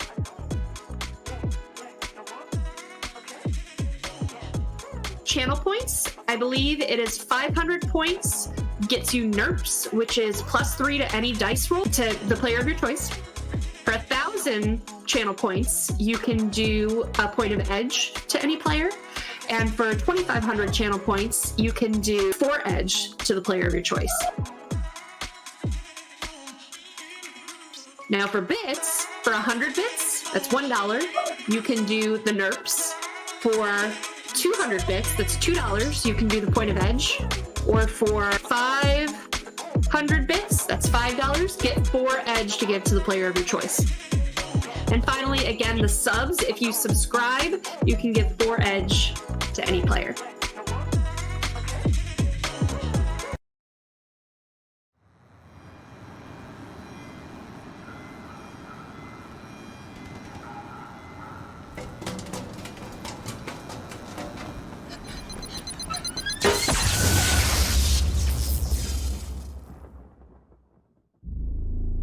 The earth has changed.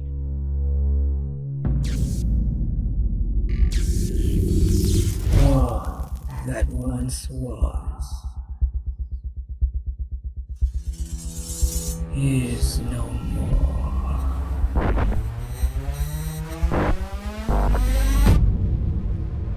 Cities remade.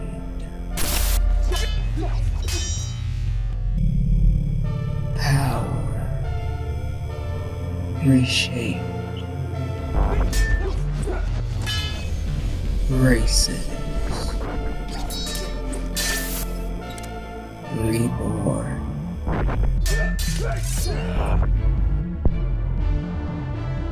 Reality reimagined.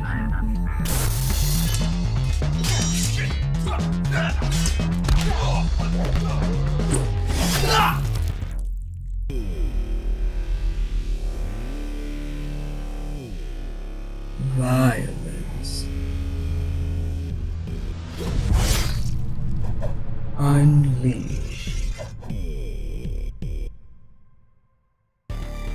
The earth has changed. She no longer sleeps.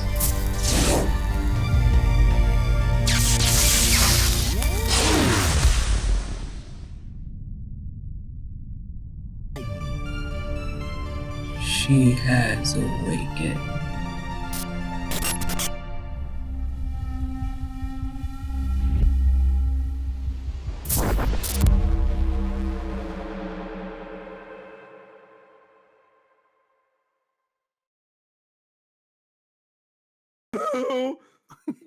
What a spell! Spell. She says spell like 92 times. Spell.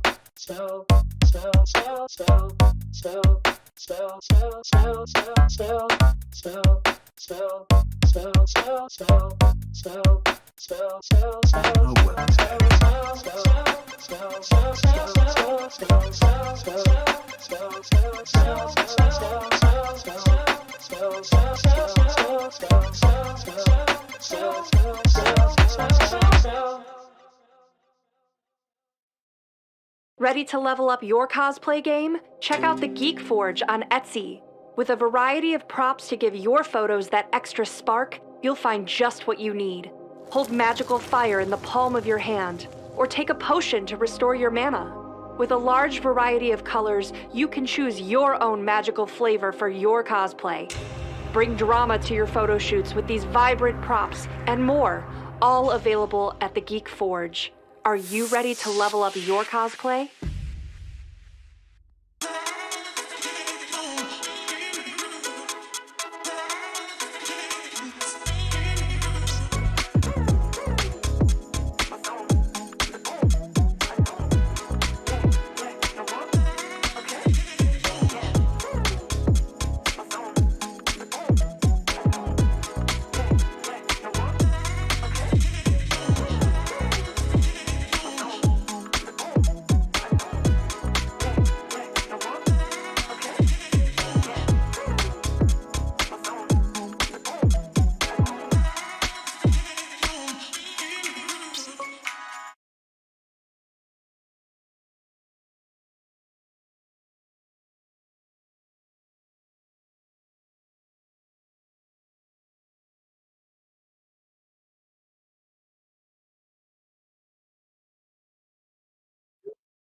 And welcome back. I think we have a winner. We do. Our core rulebook Seattle edition, Shadowrun. Wait, I said all of that backwards. Shadowrun core rulebook Seattle edition PDF. The winner is Ski. Yay, Ski! Thanks for joining us. Thank you so much. Congratulations. We'll make sure that you get the core rulebook sent over. We know how to find you. So congrats, and thank you guys all for playing. Anybody have any announcements before we sign off? Nope, none for me. Nope. So next week, next week for those in North America is the Thanksgiving holiday, or in America, at least in the U.S. So we will not have a stream next week. We will have a stream next week. Oh, we will. Yes, but it will not be Shadowrun Emerald Glitch. So what we're going to do, if you are full of turkey and looking for some entertainment, you can be here, and we're actually going to do a little something different. We're going to play you guys some of the pilot episodes from our channel over on twitch.tv/Master of Rem. So you can check out, we haven't decided what we'll play. Maybe some Dresden Files, maybe some Shadowrun 5th edition, maybe some like Clockwork, which is steampunk fantasy D&D. We'll see. We don't know. We'll figure it out, but it's going to be there. And so you'll have something to watch next week, but the cast will be back 2 weeks from now. Yep. All right. Thank you, everybody, for joining us. Thank you, the players, for making this fun. Thank you to Tom for keeping us on the rails. And we'll see you.